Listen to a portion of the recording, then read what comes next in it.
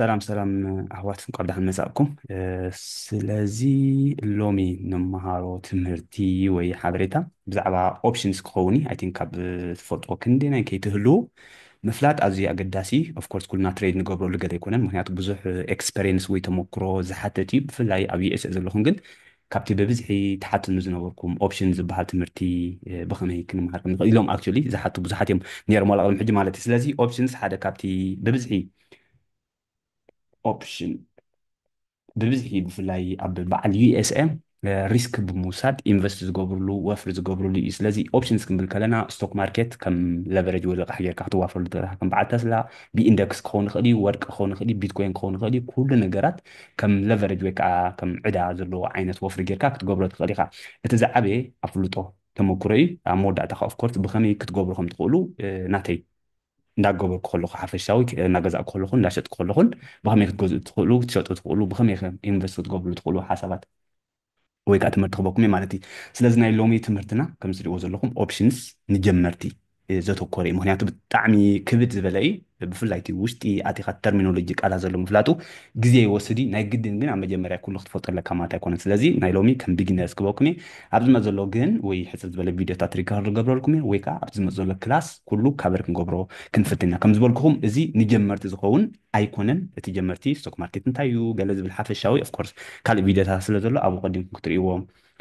يمحسن سلازي نايلوم كافر نقبره وينشوفونه تمرت نتايو اوبشن نتايو ويكا بخمينا كنت كمول نخل بخمي كيسرح كلتا عينت اوبشن تريدينغ علونا كول اوبشن بوت اوبشن زبها اليوم كان رؤيا من على حنسا قندر لو يكونن مور كردأنا ግን ልክ ከም ናይ ሪል ስቴት ወይ ከዓ ከምዚ ናይ ኢንሹራንስ መሳሊ ኣብነት ብምሃብ ኦኬ ኣብነት ወይ ኤግዛምፕል ብምሃብ ኣናሎጂ ቀሊል ወይ ከዓ መሰረታዊ ክንገብሮ ክንፍትን ኢና ንኦፕሽን ዋጋ ማለት እዩ ከምዚ ናይ ስቶክ ላዕልን ታሕቲ ዝብሉ ላዕልን ታሕትን ስለ ዝብል ፅልዋ ክገብሩ ዝኽእሉ ቀንዲ ረቋሕቲ ክንሪኦም ኢና ክንዘራረቡ ኢና ብከመይ መገዲ ኸ ብሴፍቲ ወይ ከዓ ብዙሕ ሪስክ ዘይብሉ ከም ንጀመርቲ መጠን ክንጥቀመሉ ንኽእል ከም ዝበልኩኹም ሪል ዝኾነ ወይ ከዓ ቁኑዕ ዝኾነ ኤግዛምፕልስ ወይ ከዓ ብክንደይ መክሰባት ክንረኽበሉ ንኽእል ብክንደይ ከ ክሳራ ክህልዎ ይኽእል ዝብል ትምህርቲ ሓፈሻዊ ከም መሰረታዊ ጌርና ክንዘራርበሉ ክንፍትን ኢና ስለዚ ኦፕሽንስ እንታይ ማለት እዩ ኦኬ ኣጋጣሚ እዚኣ ቪድዮ ቅድሚ ጅማርና ሮቤል ገሊፅልና ፀኒሑ ማለት እዩ ኦፕሽን ዝበሃል ልክዕ ከም ኮንትራክት ወይ ከም ስምምዕ ኮይኑ ኣግሪመንት ትገብር ከምዚ ገዛ ክትሕዝ ከለካ ወይ ክትገዝእ ከለካ ኮንትራክተር ትሕዝ ማለት እዩ ኩሉ ግዜ መሰል ዝህበካ ንክትገዝኦ መሰል ይህበካ እዩ ናይ ግዴታ ወይ ከዓ ኦብሊጌሽን ግን ኣይኮነን ኦኬ ኢት ጊቭስ ዩ ራይት ቱ ስቶክስ ፕራይስ ወይ ከዓ ንክትገዝኦ ራይት ወይ ከዓ መሰል ይህበካ ናይ ግድን ግን ኣይኮነን ሪጀክት ወይ ከዓ ኢግኖር ክትገብሮ ትኽእል ኢኻ ማለት እዩ ስለዚ እዚ መሰል ዝብለኩም ዘለኹ ንክትገዝኦ ወይ ከዓ ንክትሸጦ እዩ ክልተ ዝተፈላለዩ ዓይነት ስለ ዘለውና ክንሪኦም ኢና ነዚ ከዓ ብፍሉጥ ዝኾነ ዋጋ ፊክስ ዝኾነ ፕራይስ ወይ ከዓ ፍሉጥ ዝኾነ ዋጋ ንኣብነት ዕስራ ተይልካ ብዕስራ ክትገዝኦ ኢኻ ብመፃኢ ማለት እዩ ኣብ ፍሉጥ ዝኾነ ግዜ እዚ ከዓ ኤክስፓየር ዝኾነሉ ወይ ከዓ መዓልቲ ዝውድኣሉ መዓልቲ ክህልዎ እዩ ከም ዝበልኩኹም ኮንትራክቲ ልክዕ ስቶክ ኣይኮን ግን ንስቶክ ከም ኦፕሽን ጌርካ ትሬድ ክትገብረሉ ትኽእል ኢኻ ማለት እዩ ስለዚ ኦፕሽን ማለት ብሕፅር ዝበለ ዕብይ ዝበለ ሪስክ ክትወስደሉ ትኽእል ለቨሬጅ ማለት እዩ ኦኬ ለቨሬጅ ክትጥቀመሉ ትኽእል ኢኻ ነፍሲ ወከፍ ኦፕሽን ሓንቲ ክትገዝእ ከለካ ሓንቲ ኮንትራክት ወይ ከዓ ሓንቲ ስምምዕ ክትገብር ከለካ ከዓ ብተመሳሳሊ ሚእቲ ብርክታት ትገዝእ ኣለካ ማለት እዩ ኦኬ ስለዚ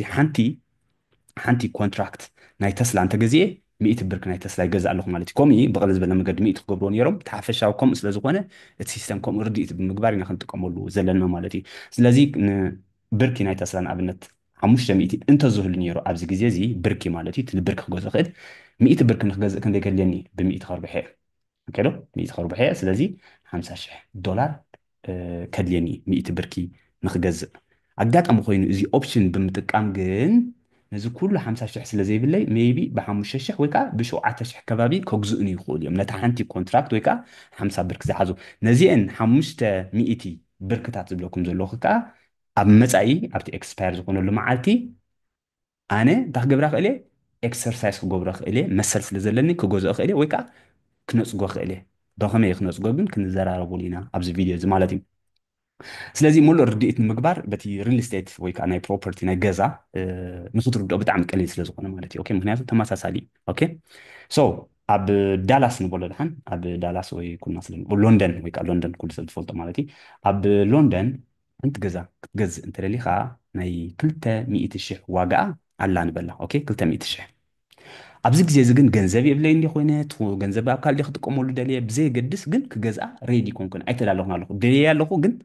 ክገዝኣ ኣይክእልኒ ዓቕሚ የብለይን ክኾን ይኽእል እዩ ወይ ከዓ እቲ ገንዘበይ ኣብ ካልእ ከዋፍሮ ስለ ዘሎ ክኾን ይኽእል እዩ ንግዚኡ ማለት እዩ ባት እቲ ፕራይስ 200,000 ዘላ ዋጋኣ ግን ድሕሪ 5 ዓመታት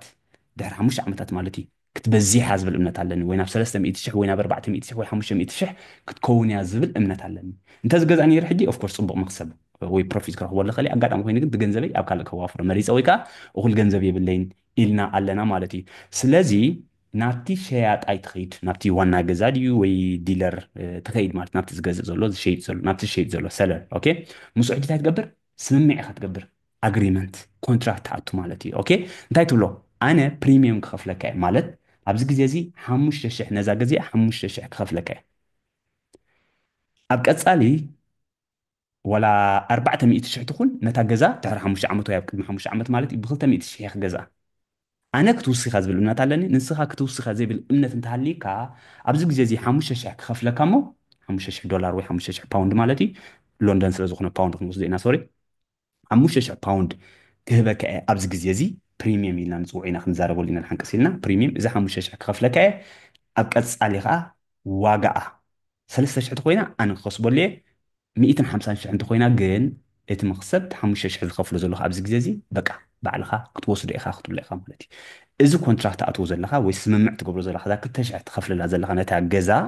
200,000 ኣይኮነን ብድሕሪኡ ብ200,000 ክትገዝኣ መሰል ኣለካ ራይት ኣለካ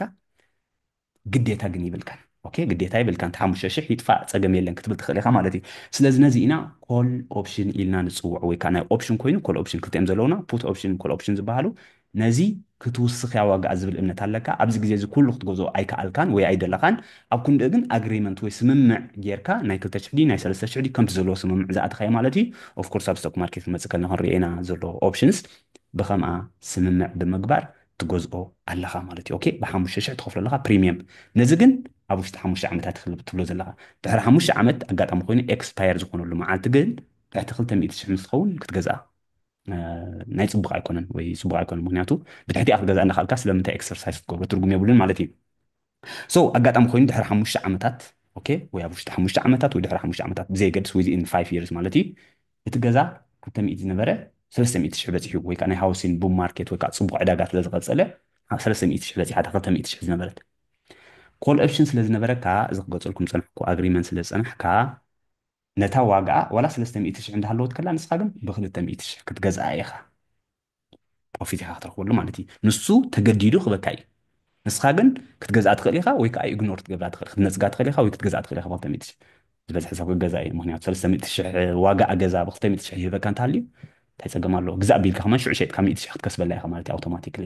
ስለዚ ኢቨን ዶ ኢስ ናው ወዝ ሞር ስለዚ ወላ ደኣ ልዕሊ እያ ትሃሉ ዋጋ እምበር እቲ ስምምዕ ዝኣተኻዮ እቲ 5,000 ዝኸፈልካዮ ናይ ኣግሪመንት ወይ ከዓ ናይ ስምምዕ ወይ ኮንትራክት እንታይ ኮይኑ ኣሎ ኣብ ግብሪ ክውዕል መሰል ኣለካ ማለት እዩ ስለዚ ልክዕ ስለዚ ነታ ገዛ ፕሮፊት ክትረክባ ትኽእል ኢኻ ወይ ከዓ ገዚእካ ስቕ ክትብል ትኽእል ኢኻ ከይሸጥካያ ወይ ከዓ ሽዑ ንሽዑ ሸይጥካ እቲ 100,000 መክሰብካ ክትረክብ ኢኻ ማለት እዩ ወይ ከዓ በንፃሩ ዕዳጋ ግን ጎዲሉ ንበል ምክንያቱ ኩሉ ግዜ ዋጋ ናይ ነገራት ይከብር ማለት ኣይኮን ናይ እንቋቑሖ ይኹን ናይ ገዛ ይኹን ናይ ተስላ ይኹን ናይ ኢንደክስ ይኹን ብዘይገድስ ኩሉ ላዕልን ታሕትን ይብል እዩ ኣጋጣሚ ኮይኑ ድሕሪ 5 ዓመታት ግን ማርኬት ክራሽ ኣጋጢሞ ስለዚ 200 ዝነበረት 150,000 ኮይና ማለት እዩ ሶ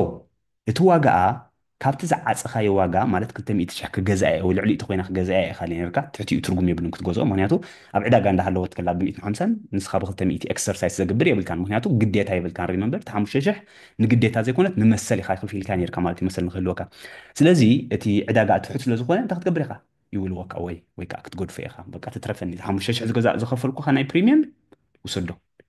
መሰል የብለን ግዴታ የብለን ክገዝኦ ስለዚ እቲ 5,000 የጥፋእ ዋላ ክትብል ኢኻ ማለት እዩ ስለዚ እቲ 5,000 ዝኸፈልካያ ፕሪሚየም ወይ ከዓ ክፍሊት ጥራይ ትኸስር ኣለኻ እቲ 50,000 ክሳራ ካብ 200 ናብ 150 ዝኸደት ኣይከሰርካን ኣለኻ እቲ 50 ማለት እዩ ኦኬ ስለዚ ኦቨርፔይ ወይ ከዓ ልዕሊ ዓቕማ ኣይትኸፍልን ኣለኻ ስለዚ እዚ ኣናሎጂ እዚ ኣብ ስቶክ ማርኬት ከዓ ተመሳሳሊ ከምኡ ኣብ ገዛ ብሓፈሻ እቲ 5,000 ተሃሊካ እንታይ ኢኻ ትገብር ማለት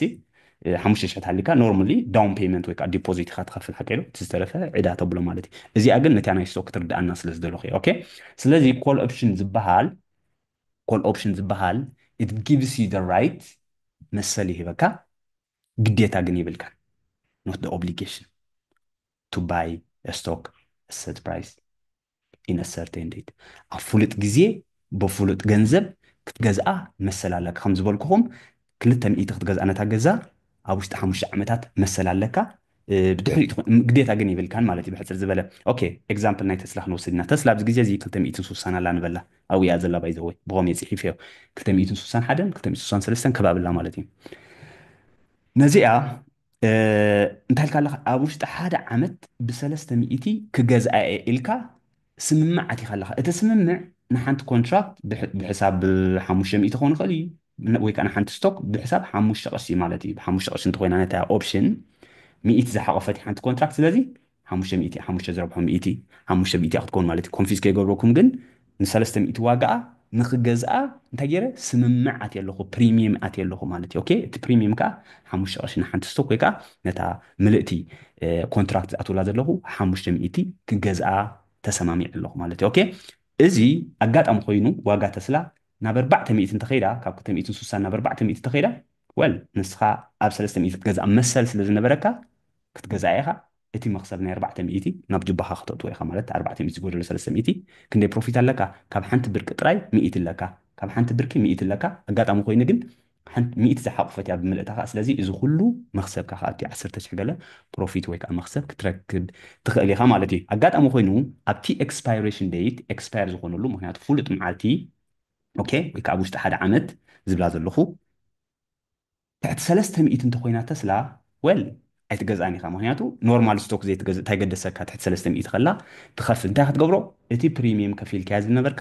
ኤክስፓየር ክኸውን ይበቃ ይጥፋእ እቲ ፕሪሚየም ከፊል እየ ዘለኹ 500 ዲ 5,000 ብዘይገድስ ይጥፋእ ኢልካ ገዲፍካ ኣለካ ምክንያቱ ኣብ ዕዳጋ ብ256 እንተሃልያ ዋላ ክሳብ ሽዑ ማለት እዩ 100 ብርኪ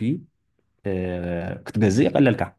ኦኬ 26,000 ብምሃብ ክትገዝኣ ኢኻ ካብ 300 ወይ ካልእ 400 ብምኽፋል ካብ 30,000 ምኽፋል 26,000 ሒብካ ትገላገል ኣለካ እቲ ናይ ፕሪሚየም 500 ዝነበረ ይጥፋእ ማለት እዩ ስለዚ እዚ ኮል ኦፕሽን ዝበሃል ኤኒዌይ ብኣብነት ከሪኦኩም ኢልካ ናብ ናተይ ሼር ገይረ እዚ ንዛረበሉ ዘለና እምበኣር እንታይ በሃል ኮል ኦፕሽን ስለዚ ኮል ኦፕሽን ዝበሃል እንታይ እዩ መሰል ኣለካ ንክትገዝኦ ግዴታ ግን ዘይብልካ ፍሉጥ ገንዘብ ፍሉጥ ገንዘብ 200 ክኸውን ይኽእል እዩ 300 ክኸውን ይኽእል እዩ ኣብቲ ናተይ ሞባይል ምስኣቱ ከሪኦኩም እየ ኣብ ፍሉጥ ግዜ ከዓ ኤክስፓየር ዝኸውን ወይ ከዓ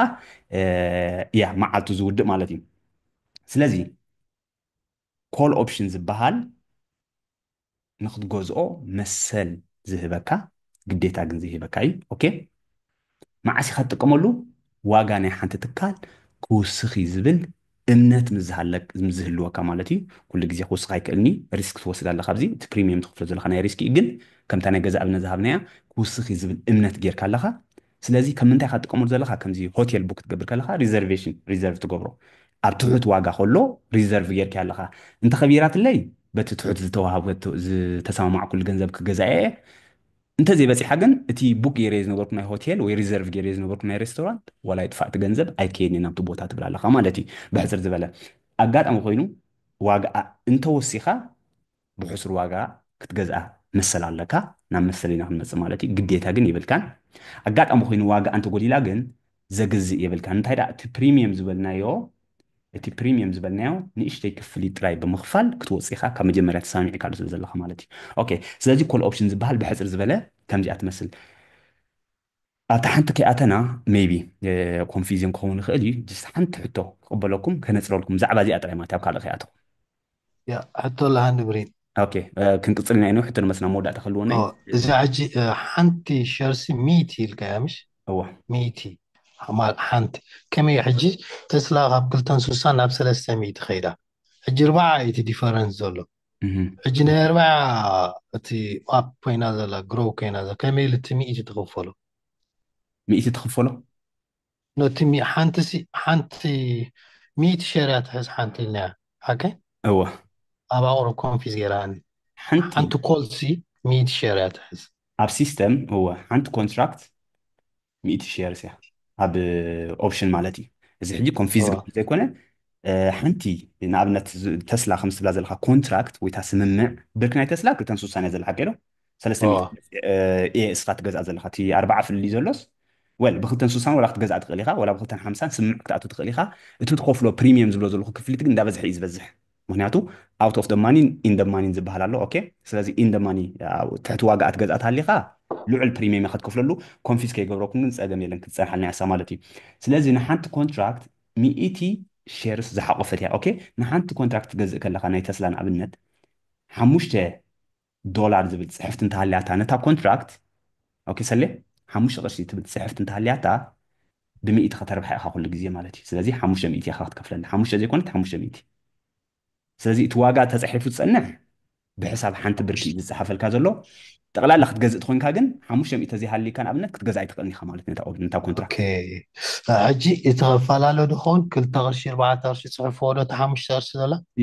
ወላ ብሳንቲም ኣሎ 0.25 ሳንቲም ኣሎ 25 ቅርሺ ኣሎ ከም ዝበልኩ ግን ንኣብነት 260 تامس ዘላ ኣብዚ ግዜ እዚ 260 ዘላ ናይ ተስላ ኣብነት ክንወስድ ንኾን ጌርና ማለት እዩ ንኣብነት ንስኻ ኮንትራት ኣትዎ ዘለካ እቲ ኦፕሽን ኮል ትገብሮ ዘለካ ናይ 250 ክትገዝእ እንተደሊኻ ንኣብነት ናንሲ ፖሊሲ ከምኡ ገዚኣ ናይ ዝሓለፈ ናይ ኣማዞን ናይ ጉግል ናይ ኤንቪድያ ኣብ ኢን ደ ማኒ ኢን ደ ማኒ ትገዝኦ ኣለካ ማለት እቲ ዋግኡ ተብሎ ዘለካ ስለዚ ክትከፍል ኢኻ እቲ 5 ቅርሺ ዝብለካ ፅንሑ ኮንትራክት ሜቢ 150 ውላ ክብለካ ክእሉ እዮም ማለት እዩ ክኸብር እዩ ምክንያቱ ልዕሊ 150 ክትከውን ዘለዎ ተኽእሎታት ድሕሪ ዓመት ዓብ ተኽእሎ እዩ 300 ክትበፅሕ ዘሎ ተኽእሎታት ዘይበዝሕ ወላስ 250 يا غلطان حمسان 50 ሳዊኣ ዘላ ኦልሬዲ ማለት እዩ ስለዚ هو ትከፍሎ ዘለካ ክፍሊት ናቱ እንዳበዝሐ ይበዝሕ እቲ ፕሪሚየም ትከፍሎ ማለት እዩ اوكي اوكي ኣብነት ምስኣት ኩልሓን ክፅቡቅ ጌር ክንፅለልካ እቲ ናይ ተስላ ምስኣትና ክንሪኦ ኢና ፅቡቅ ጌርና هاي ده حن خالوت كي بلو እወ ድሓን ክንቅፅል ኢና እዚ ኮል ኦፕሽን እዩ በንፃሩ ከዓ ኣለና እዚ ከዓ ፑት ኦፕሽንስ ዝበሃል እዩ ኦኬ ብዙሓት ሰባት ገንዘብ ይኸስሉ እዮም ብዙሓት ሰባት ከዓ ገንዘብ የምፅሉ እዮም እቲ ሪስክ ትወስዶ ኣባኻ ንጀመርቲ ግን ዝኸውን ኣይኮነን ንኣፍሉጠ ግን ኣዝዩ ኣዝዩ ኣገዳሲ እዩ ምክንያቱ ብዙሓት ሰባት ከይፈለጡ ከዓ ዝኣትዎ ስለ ዘለዎ ማለት እዩ ኦኬ ስለዚ ፑት ኦፕሽን ዝበሃል ከዓ ናቱ ኣንፃር እዩ እዚ ከ እንታይ ሂበካ እቲ ንክትገዝእ መሰሊ ሂበካ እዚ ከዓ ንክትሸይጥ መሰሊ ሂበካ ኣናሎጂ ናብታ ገዛ ክመልሰኩም እዩ ማለት እዩ ኦኬ ስለዚ እታ ገዛ ገዛ ዝሓሰብና ቀዲምና ሕጂ ቀዲምና ማለት እዩ ወል 200 እያ ዘላ ኣብዚ ግዜ እዚ እታ ናይ ሎንደን ገዛ ሪመምበር ذكروا 200 شيء نيرا كيدو اغاطام خوين ግን اوف دحر خلت عمت ايكونومي ናይ انجلاند صبوق ስለዚ የለ دحر 6 ወርሒ ማርኬት ክራሽ ከጋጥሚ ወይ ከዓ ናይ ሪል ስቴት ማርኬት ናይ ዕዳጋ ናይ ገዛውቲ ክራሽ ከጋጥሙ ስለዚ ክጎድል እዩ ዝብል እምነት ኣለኒ ማለት ክራሽ ከጋጥሙ እዩ ስለዚ ታክገብረ ናብቲ ኢንቨስተር ክትከይድ ኢኻ ወይ ናብቲ ገዛ ዝሸይጥ ድዩ ዋኤቨር ዊ ኮል ኢት ማለት ኤኒዌይ ኣለው ንዑ ናይ ገድስናን እዮም እቲ ሓሳባት ዝለየና ኦኬ ምስ ኺድካ ክትገብር ኢኻ ኮንትራክት ኣቱ ኢኻ ኣግሪመንት ክትገብር ኢኻ ዲል ክትኣቱ ኢኻ ማለት እዩ ልመከ ዲል ሶ እንታይ ትብሎ ነዛ ገዛ 5,000 ክኸፍለከ ኦኬ ታ ከምታና ክንገዛ ከለና ነዛ ገዛ እዚኣ 5,000 ንክትገዛ እንታይ ጌርካ ኣለኻ ኮንትራክት ኣቲኻ ኣለኻ ኦኬ 5,000 ፕሪሚየም ትኸፍል ኣለኻ ማለት እዩ ኣጋጣሚ ኮይኑ እዚ ከዓ ነታ ገዛ ብሕሳብ 200 ክትሸጣ ኣብ መፃኢ ድሕሪ 6 ወርሒ ኢና ንብል ዘለና 10 ዓመት ክኸውን ይኽእል 2 ዓመት ክኸውን ይኽእል ብ200 ክትሸጣ መስል ኣለካ ግዴታ ግን ይብልካን ኦኬ እዚ ግን ኣጋጣሚ ኮይኑ ማርኬት ክራሽ እንተገይሩ ጥራይካ እንተጎዲልልካ ማለት እዩ ስለዚ ነዚ ዘሎ ስምምዕ እዚ ከዓ ፑት ኦፕሽን ኢልና ንፅውዖ ኮል ኦፕሽን ክውስኽ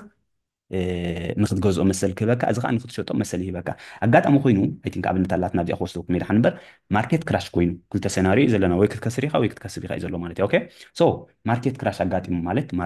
ማርኬት ዕዳጋ ናይ ሪል ስቴት ናይ ፕሮፐርቲ ናይ ሃውሲንግ ጎዲሉ ኦኬ ናይ ገዛውቲ ዕዳጋ ክጎድል እዩ ድሕሪ 6 ወርሒ ንበሎ 200 ዝነበረ ንሓንቲ ገዛ 150 ፓውንድ ክበፅሕ ወይ 150 ዶላር ክበፅሕ ሎንደን ኦኬ ኣጋጣሚ ኮይኑ ፑት ኦፕሽን ገዚእካ ስለ ዝፀናሕካ ፅቡቅ እዩ ኦኬ ነታ ገዛ ገዚእካ ዝነበርካ ማለት እዩ ብሕሳብ 200 ገዚእካ ነርካ ዝክርዋት ኮንኩ ማለት እዩ ብሕሳብ 200 ንክትገዛ ኢኻ ተሰማሚዕካ ነርካ ራይት ንክትሸጣ ማለት ሶሪ ንክትሸጣ it gives you the right to sell ንክትሸጣ ኣጋጣሚ ኮይኑ ናብ 150 ጎዲሉ ኣሎ ክትሸጣ ተለካ ብስዕ ግዜ ብ150 ክትሸጣ ዶ ይበልፀካ ወላ ብ200 ክትሸጣ ብ200 ሸጥካ ብ150 ከማን ክትገዝእ ትኽእልካ ሽዑ 50,000 ዘሎ ፕሮፊት ኣብ ጅባኻ ከተእትዎ ትኽእል ኢኻ ማለት እዩ ምክንያቱ መሰል ሂባትካ ነራ ስለዚ እዚ ከዓ ናይ 50,000 ኣብ ክንትኸስር እንታይ ጌርካ ኣለኻ መክሰብ ኣምፂካዮ ኣለኻ ምክንያቱ ብሕሳብ 150 ዘይኮንካ ክትሸጣ ወላ 150 እንዳይሃሉ ትዕዳጋ እምበር እቲ 5,000 ዝኸፈልካዮ ስምምዕ ኣግሪመንት እንታይ ዝብል ነይሩ ወል ዕዳጋ ዋላ ይጉደል ኣነ ብ200,000 ክሸጣ ወላ 50 ቅርሺ ይብፃሕ ብሕሳብ 200,000 ክሸጣ ወላ ብ100,000 ይብፃሕ ብሕሳብ 200,000 ክሸጣ ስለምንታይ ከምኡ ይገብሩ ካለው ናቶም ካብ ፕሮፊት ምክሰብ ኣለዎ ናቶም ዘገድሰና ይኮኑ ሕጂ ከም ጀመርቲ ብሓፈሻ ግን እዚ መሰል ሂብካ ኣሎ ንክተብላ ማለት እዩ ኦኬ ኣጋጣሚ ኮይኑ ዕዳጋ ፅቡቅ ትኸይድኸ ብዳጋ ፅቡቅ ከይዱ ዕዳጋ ሪል ስቴት 200,000 ዝገዛእካያ ወል 210,000 ንበሎ ኦኬ 210,000 በፂሑ ወላ 10,000 ትወስኽ ድሕሪ 6 ወርሒ ወይ ገለ ሚእታዊት ብዘይገድስ ዋላ 200 ኣብ ዘላ ተወላ ፅንሕ ማለት እዩ እንታይ ካ ትገብር ወል እታ 5,000 ከፊልካ ዝነበርካ ክፍሊት ናይ ፕሪሚየም ኢልና ንፅውዓ ብዚ ማለት እዩ ትጥፋእ ኢልካ ኣለካ በቃ ኣጥፊእካ ኣለካ ምክንያቱ ዕዳጋ ከምቲ ዝተፀበኻዮ ኣይጎደለን ስለዚ እቲ ክፍሊት ወይ ስምምዕ ጌርካ ዝነበርካ ጥራይካ ትኸፍሎ ምክንያቱ ተገደሰካ 220,000 ንኣብነት እትኾን ነራስ ብ200,000 ክትበልፃ ፅቡቅ ክትሸጣ ብመክሰብ ትረክብ ወላስ ብ220 ብ220 ስለዚ ተገደሰካ ብ200,000 ተሽጣ እቲ ፕሪሚየም ዝኸፈልክያ ጥራይ ኢግኖር ክትገብሮ ወይ ከዓ ሪጀክት ክትገብሮ ወይ ከዓ ክትነፅጎ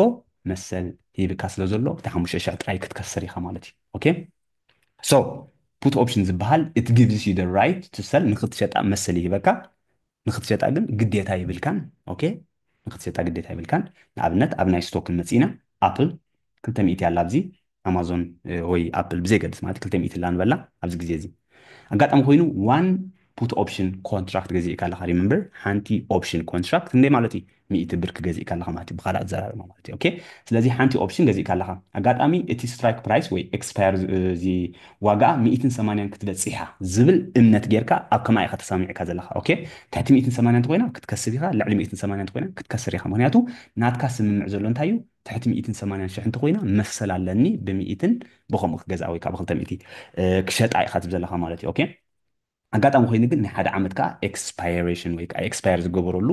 መዓልቲ ከዓ ኣለዋ ማለት እዩ ሶ እቲ ኦፕሽን ንክትገዝኣ ትኸፍሎ ዘለካ ፕሪሚየም ወይ ክፍሊት ከዓ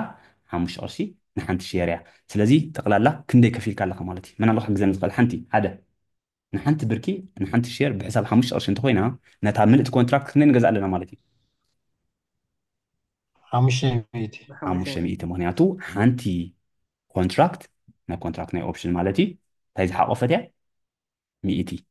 ብርክታት ዝሓቆፈት እያ ኣብ ውሽጣ ማለት እዩ ስለዚ 5 ቅርሺ ከፊልካ ሓንቲ ኮንትራክት 100 ብርኪ እየን ዘለዋ ስለዚ 500 ክትከፍል ኢኻ ማለት 100 ዝረብሖ 5 ተስምም 5 ንሓንቲ ሼር ኢኻ ትኸፍላ ዘለካ ማለት እዩ ስለዚ እቲ ትኸፍሎ ዘለካ ክፍሊት እንታይ እዩ ውሑድ እዩ ምክንያቱ ኩለንተን 200 ብርኪ ክትገዝአን ወይ ክትሸጠን 200 ዝረብሖ 100 20,000 ከድልየካ እዩ ኣብዚ ግዜ እዚ ግን ብ500 ትገላገል ኣለካ ማለት እዩ ብ500 ኦኬ ሶ ኣጋጣሚ ኮይኑ ኣፕል ናብ 120 ከይዳ ወል መክሰብካ እዩ 180 ዝጎደሎ 120 ክንደይ እዩ ከባቢ ሱሳ ኣለካ ሱሳ ብ100 ተርቢሕና ኢኻ 6,000 ፕሮፊት ትረክብ ኣለካ ማለት እዩ ምክንያቱ ዋጋኣ ካብ 180 ናብ 120 እንተኸይዳ እቲ ኦፕሽን ከዓ ከምኡ እየ ኣጋጣሚ ኮይኑ ዋጋ ልዕሊ 180 እንተኸይዳ ግን ትጎድል ኢልካ ትሒዝካ ስለ ዝፀናሕካ እቲ ኦፕሽን ማለት ትጎድል ኢልካ ኢኻ ተኣምን ዘለካ ማለት እዩ ስለዚ ዘሽይጥ የብልካ እንታይ ዳ ክትገብር ኢኻ እቲ ፕሪሚየም ዝኸፈልካዮ ናይ ኦፕሽን ማለት እቲ 500 ዝኸፈልካዮ ይጥፋእ በቃ ዜሮ ወላ ትኸይድ ማለት እዩ ምክንያቱ እቲ ኤክስፓየር ዝገብረሉ መዓልቲ ሓሊፉ ስለ ዝኾነ ድሕሪ ዓመት ቅድሚኡ ክትሕዞ ትኽእል ኢኻ ክሰጦ ትኽእል ኢኻ ኣሎ ክንመፂና ናብኡ ክትሰጦ ትኽእል ኢኻ ወላ ከይተወድእ ከሎ እቲ መዓልቲ ወይ ክትገዝኦ ትኽእል ኢኻ ተመሊስካ እቲ ኮንትራክት ኤክስፓየር ትህበካ ዘላ መዓልቲ እንታይ እያ በቃ ኣብታ ትብላ ዘለካ ታርጌት እንተዘይበፂሓ ኣብታ ድሕሪ ሓደ ዓመት ወይ ድሕሪ 6 ወርሒ ከምታ ተኣትዋ ስምምዕ ማለት እዩ ኤክስፓየር ዝገብረሉ መዓልቲ ገንዘብካ ተትሒዝካ ዝነበርካ ወይ ፕሪሚየም ከፊልካ ዝነበርካ ክፍሊት ናብ ዜሮ ክኸይድ ይኽእል እዩ ማለት እዩ ስለዚ ፑት ኦፕሽን ክንብል ከለና it gives you the right to sell ወይ ከዓ ንክትሸጦ መሰል ይህበካ ግዴታ ግን ይብልካ ሪመምበር ኖ ግዴታ ወይ ከዓ ኦብሊጌሽን ይብልካን ኣጋጣሚ ኮይኑ እንታይ ልካ ኢኻ ተትሕዝ ዘለካ ዋጋ ናይ ሓንቲ ትካል ይጎድል ኢልካ ኢኻ ተትሕዝ ዘለካ እንተወሲኻ ክትከስር ኢኻ ማለት እዩ እንተጎዲላ ዝበዝሐ ግዜ ክትከስብ ኢኻ ግን ዲፔንድስ ኣብቲ ናይ ኤክስፓይሬሽን ዴሽን ክንመፂና ኣብቲ ኣብነት ከም ፀልኩም እዩ ማለት እዩ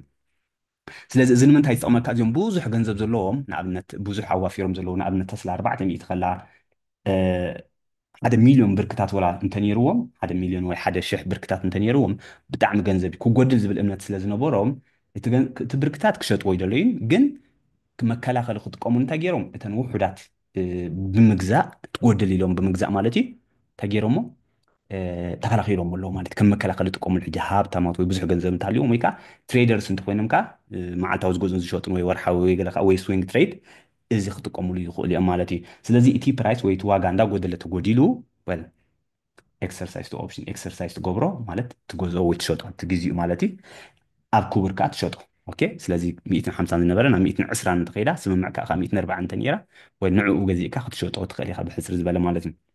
ኣጋጣሚ ኮይኑ if the price stays in the same or goes up እቲ ዋጋኣ ካብቲ ዝሓሰብካዮ ንላዕሊ እንተኮይና ግን well ንሱ ኢግኖር ጌርካ ወይ ነፂካ እታ ንእሽተይ ፕሪሚየም ኢና ንብላ ስሞል ፊ እታ ንእሽተይ ክፍሊት እታ ፕሪሚየም ከፊልካ ክትገላገል ትኽእል ኢኻ ማለት እዩ ኣብዚ ክንፈልጦ ዘለና ሓንቲ ኦፕሽን ክንብል ከለና ሓንቲ ኦፕሽን ኮንትራክት ማለት እዩ ፑት ክኸውን ይኽእል እዩ ወይ ከዓ ባይ ክኸውን ይኽእል እዩ ብዘይገድስ ንክልቲኡ ወግናት ኦኬ ኮል ኦፕሽን ኮል ክኸውን ይኽእል እዩ ወይ ከዓ ፑት ኦፕሽን ክኸውን ይኽእል እዩ ብዘይገድስ ሓንቲ ኮንትራክት ኩሉ ግዜ 100 ብርክታት ዝሓቆፈት እያ ኦፕሽንስ ኦፕሽን ክንብል ከለና ማለት እዩ ኩሉ ግዜ ብ100 እዮም ትሬድ ዝግበሩ ማለት እዩ ብሕፅር ዝበለ እዚኣ ከይንርስዓ ዝኾነ ኦፕሽን 10 ንኣብነት 10 ኮንትራክት ትገዝእ እንተሃሊኻ ክንደይ ብር ክትገዝእ ኣለኻ ማለት እዩ ብካልእ ኣዘራርባ شح 10 ዝረብሖ عصرت شح 10 ዝረብሖ مئة شح عشرة شح شح عشرة شح شح عشرة تزخونا نيرن كا زربحو مئتي شح كخون يعني مالتي اوكي ስለዚ ክልተ ዜሮ ስለ ዘለዋ ናብቲ ናይ 100 ሽሕ 100 ብርኪ 100 ኮንትራክት ትገዝእ እንተሃሊኻ 10 ሽሕ ትገዝእ ኣለኻ ማለት እዩ ስለዚ ከምዚ ትሪእዎ ዘለኹም ብዙሕ ብርኪ ክትገዝእ ዓቕሚ ስለ ዘይነበረካ ወይ ገንዘብ ኣብ ካልእ ስለ ዘዋፈርካዮ ኦፕሽን ብምጥቃም እቲ ሪስክ ክትወስደሉ የኽእለካ እዩ ግን ንጀመርቲ ዝኸውን ኣይኮነን ኦኬ ኣብነት ክንወስድ ኢና ኣማዞን ኣብዚ ግዜ እዚ ናይ ሓቂ 200 እያ ዘላ ኦኬ ስለዚ 100 ብርኪ እንተገዚእካ ንምንታይ 90 ሼርስ امازون ستوك برايس 200 ስለዚ 100 شيرز change zone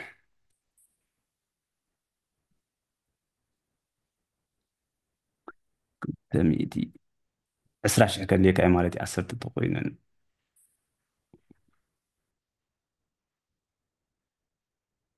كم زيادة تكون زي الحاجة قلت 100 واه شيرز جزء انت خوينكا وي 100 100 بركة جزء انت خوينكا تقلع لك عندك ودال كاي سراش 10 شح ودال كاي اوكي 10 شح كودال كاي instead of ኣብ ክንድኡ ግን ካብ 20 ሽሕ ገንዘብ ተጥፎ ሓንቲ ኮል ኦፕሽን ትውስኽ ኢልካ ኣሚንካ ስለ ዘለካ ማለት እዩ ሓንቲ ኮል ኦፕሽን 100 ብርኪ ስለ ትገዝእ ሜይቢ ብ500 ወይ ከዓ ብሽሕ ክትገዝኣ ትኽእል ኢኻ ብፕሪሚየም ትኸፍለሉ ማለት እዩ ኣብኡ እንተበፂሓ ብዝሓሰብካዮ ፅቡቅ እንተዘይበፂሓ ግን ክትከስር ኢኻ ማለት እዩ ኦኬ እዚኣ ሓንቲ ኣብነት ናይ ኣማዞን ክንወስድ ከለና ኢና ሶ ንኦፕሽን ነዚ ፑት ኦፕሽንን ኮል ኦፕሽን ንብሎ ዘለና ብከመይ መገድታት እዩ እቲ ዋግኡ ዝፅልም ኦኬ ሰለስተ ቀንዲ ረቑሕቲ ክንርኢ ኢና ኣብዚ ማለት እዩ ሓደ ስቶክ ፕራይስ ኮል ኦፕሽን ክንብል ከለና ኣብዚ ንኣብነት ኤክስፓየር ድሕሪ ዓመት ዝኾነላ ብሕሳብ 150 ክትበፂሓ ኢልካ 5 ቅርሺ ፕሪሚየም ክከፍል እንተ ነርካ እዚ 1 year ኤክስፓየር ዴት ዝመፀሎ ወርሒ 3 226 ማለት እዩ 125 ክትበፂሓ ዝብል እንተ ጌርካ ኮል ኦፕሽን እንተትኾን ነራ 100 ተትብል ነራ እዚኣ ግዜ እዚኣ እንታ ብርክ ማለት እዩ 100 ቅርሺ ሶሪ 100 ቅርሺ እዚ ኮል ኦፕሽን ኢኻ ትገዝእ ኣለኻ ኦኬ እንታይ ኢኻ ትገብር ዘለኻ ኢን ሪያሊቲ ዋጋኣ ትውስኽ ኢልካ ኣሚንካ ኢኻ ትገዝእ ዘለኻ ፑት ኦፕሽን እንተኮይኑ ግን ዋጋኣ ክትጎድል ከላ ንስኻ ትኸስበሉ ኣለኻ ማለት እዩ ኦኬ ሶ ነዚኣ ክፀልዋ ዝኽእል ዋጋ ናይ ተስላ 260 ኣላ ኣብዚ ግዜ እዚ ዋጋ ናይ ተስላ እንዳወሰኸት ክትውስኽ ከላ እቲ ናትካ ኦፕሽን ከዓ ኦፕሽን ኮል ጌርካ እንተ ነርካ ልክዕ እንዳወሰኸት ክትውስኻ ማለት ስለዚ እቲ ቀዳማይ ዝፅልዎ እንታይ እዩ እቲ ኣንደርላይን ኣሰት ወይ ከዓ እቲ ብርኪ እታ ኮንትራት ኣቲኻ ዘለካ ናይ ተስላ እያ ግን ወላ ሓንቲ ብርኪ ይብልካን ብርኪ ይኮነ ንሱ ጅስት ይኸውን ኢልካ ጥራይ ተሰማሚዕካ ምስ ሰባት ከይድካ ኣለካ ኮንትራክት ኣቲኻ ከምቲ ቡኪን ዝበልኮ ናይ ሆቴል እዚ ቡክ እንተጌርካዮ ንኣብነት ፅባሕ ክመፅየ 5 ቅርሺ ሕጂ ክፍል ኣብኡ ምስ መፃኩ ዝተረፈ እንተኢልካዮም እንተዘይመፂካ እተን 5 ቅርሺ እንክወስድዋ ዝተረፈ ገንዘብ ኣይወስድዎን እዮም ማለት ግዴታ እዩ ኣጋጣሚ ኮይኑ እታ ዋጋ ናይ ተስላ ናብ 300 ገዛ እንዳኸደት ክትከይድ ከላ እቲ ኮንትራት ናትካ ከዓ እንዳወሰኸ ክውስኽ እዩ ኦኬ ስለዚ እቲ ዋጋ ናይታ ኣንደርላይን ኣሰት ዝኾነ ትካል እንታይ ገብሮ ኣሎ ይፀልዎ ኣሎ ቀዳማይ ማለት እዩ ስለዚ ናብቲ ክሎዘር ስቶክ ክኸይድ ከሎ ስትራይክ ፕራይስ ከዓ እንዳኸበረ ክኸብር ግዴታ እዩ ክንሪኦ ኢና ብፅንሒ ኢልና ማለት እዩ ካልኣይ ኤክስፓየሪ ዴት ኤክስፓየር ዝኾነሉ ንኣብነት ድሕሪ 6 ወርሒ እንተይለዮ 6 ማንስ ድሕሪ 6 ወርሒ እንተይለዮ ኤክስፓየር እንዳቀረበ ክቅርብ ከሎ ወል እቲ ፕራይስ ከዓ እንዳለዓለ ክልዕል እዩ ማለት እዩ ምክንያቱ እቲ ኤክስፓይሬሽን ዴት 6 ወርሒ ፅባሕ ድሕሪ እንዳበልና ኣጋጣሚ 2 ወርሒ ወይ ገለ ጥራይ እንተተሪፍዎ ወል እቲ ኤክስፓየር ዝኾነሉ መዓልቲ ማለት እዩ እቲ ፕራይስ ከዓ እንዳኸበረ ክኸብር ናይ ግዴታ እዩ ሳልሳይ ቮላቲሊቲ ማለት ዋጋ ናይ ትካል ማዕረ ከመይ ላዕልን ታሕትን ይብል ማለት እዩ ኦኬ ንኣብነት በዓል ማይክሮ ስትራቴጂ ወይ ስትራቴጂ ኤምኤስቲአር ማለት እዩ ብጣዕሚ ቮላታይል ብጣዕሚ ላዕልን ታሕትን ዝብል እዩ ተስላ ንባዕሉ ላዕልን ታሕትን ዝብል እዩ ኦኬ በዓል ኮካ ኮላ ተሪእና ግን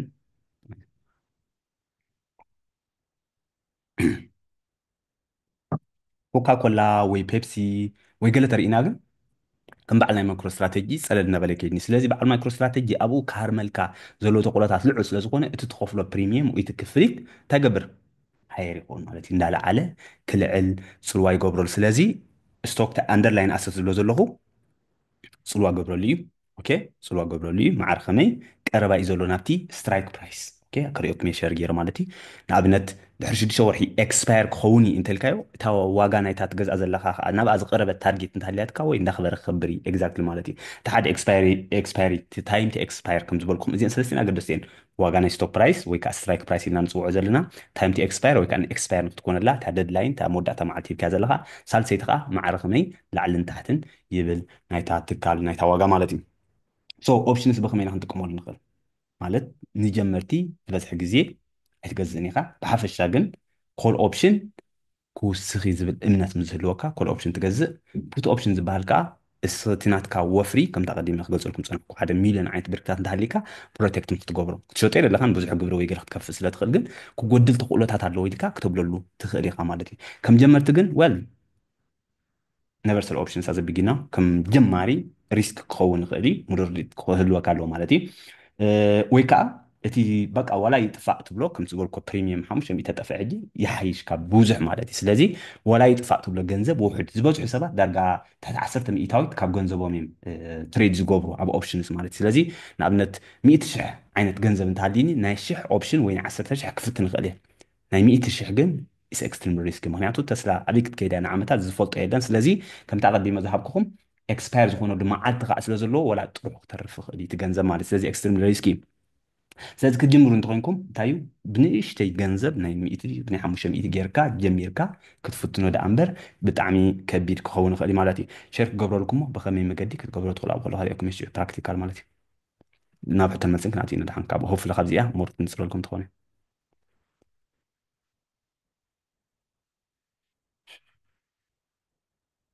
እዚ እቲ ቤዚክ ወይ መሰረታዊ ዝብለኩም ዘለኹ እየ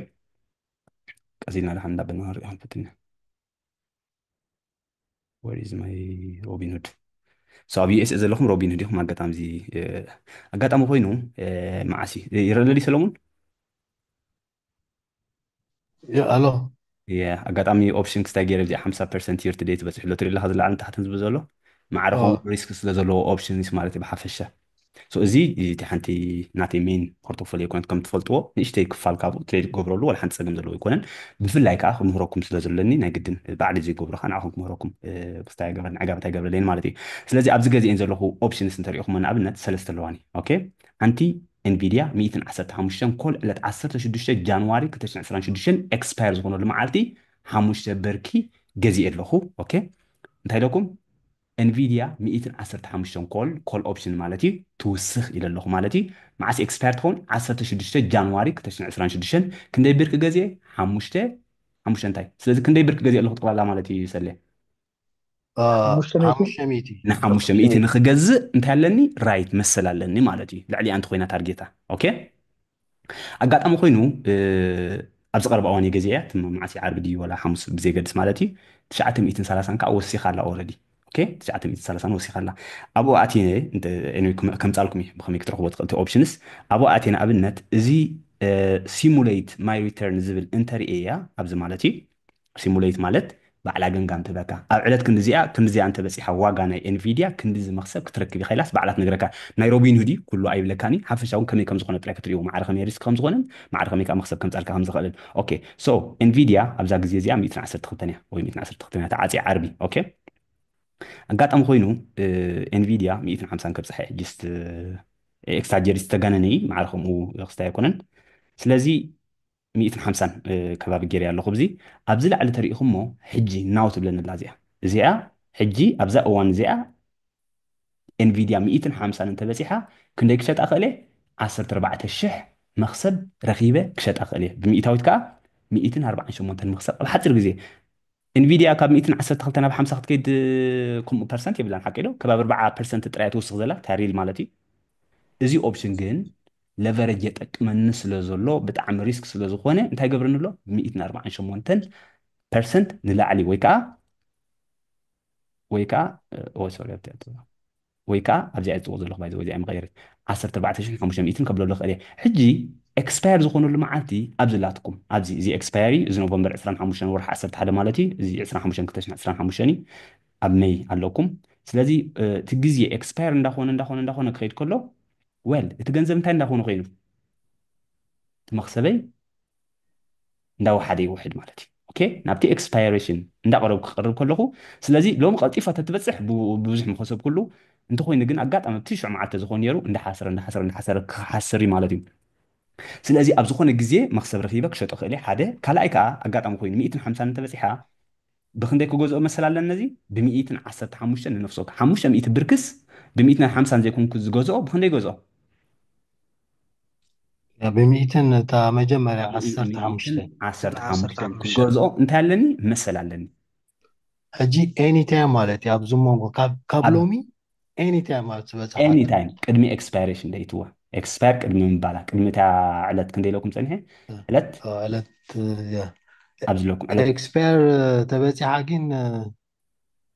ተደይ ወሲኻ በቃ ዩሉዝ ዩር ማኒ ወል ታሕቲ 115 እንተኮይና ዩሉዝ ዩር ማኒ ትሕቲኣ ተኮይና تحتي أنت خوينا جن كتشات أجن تخليها ولا شو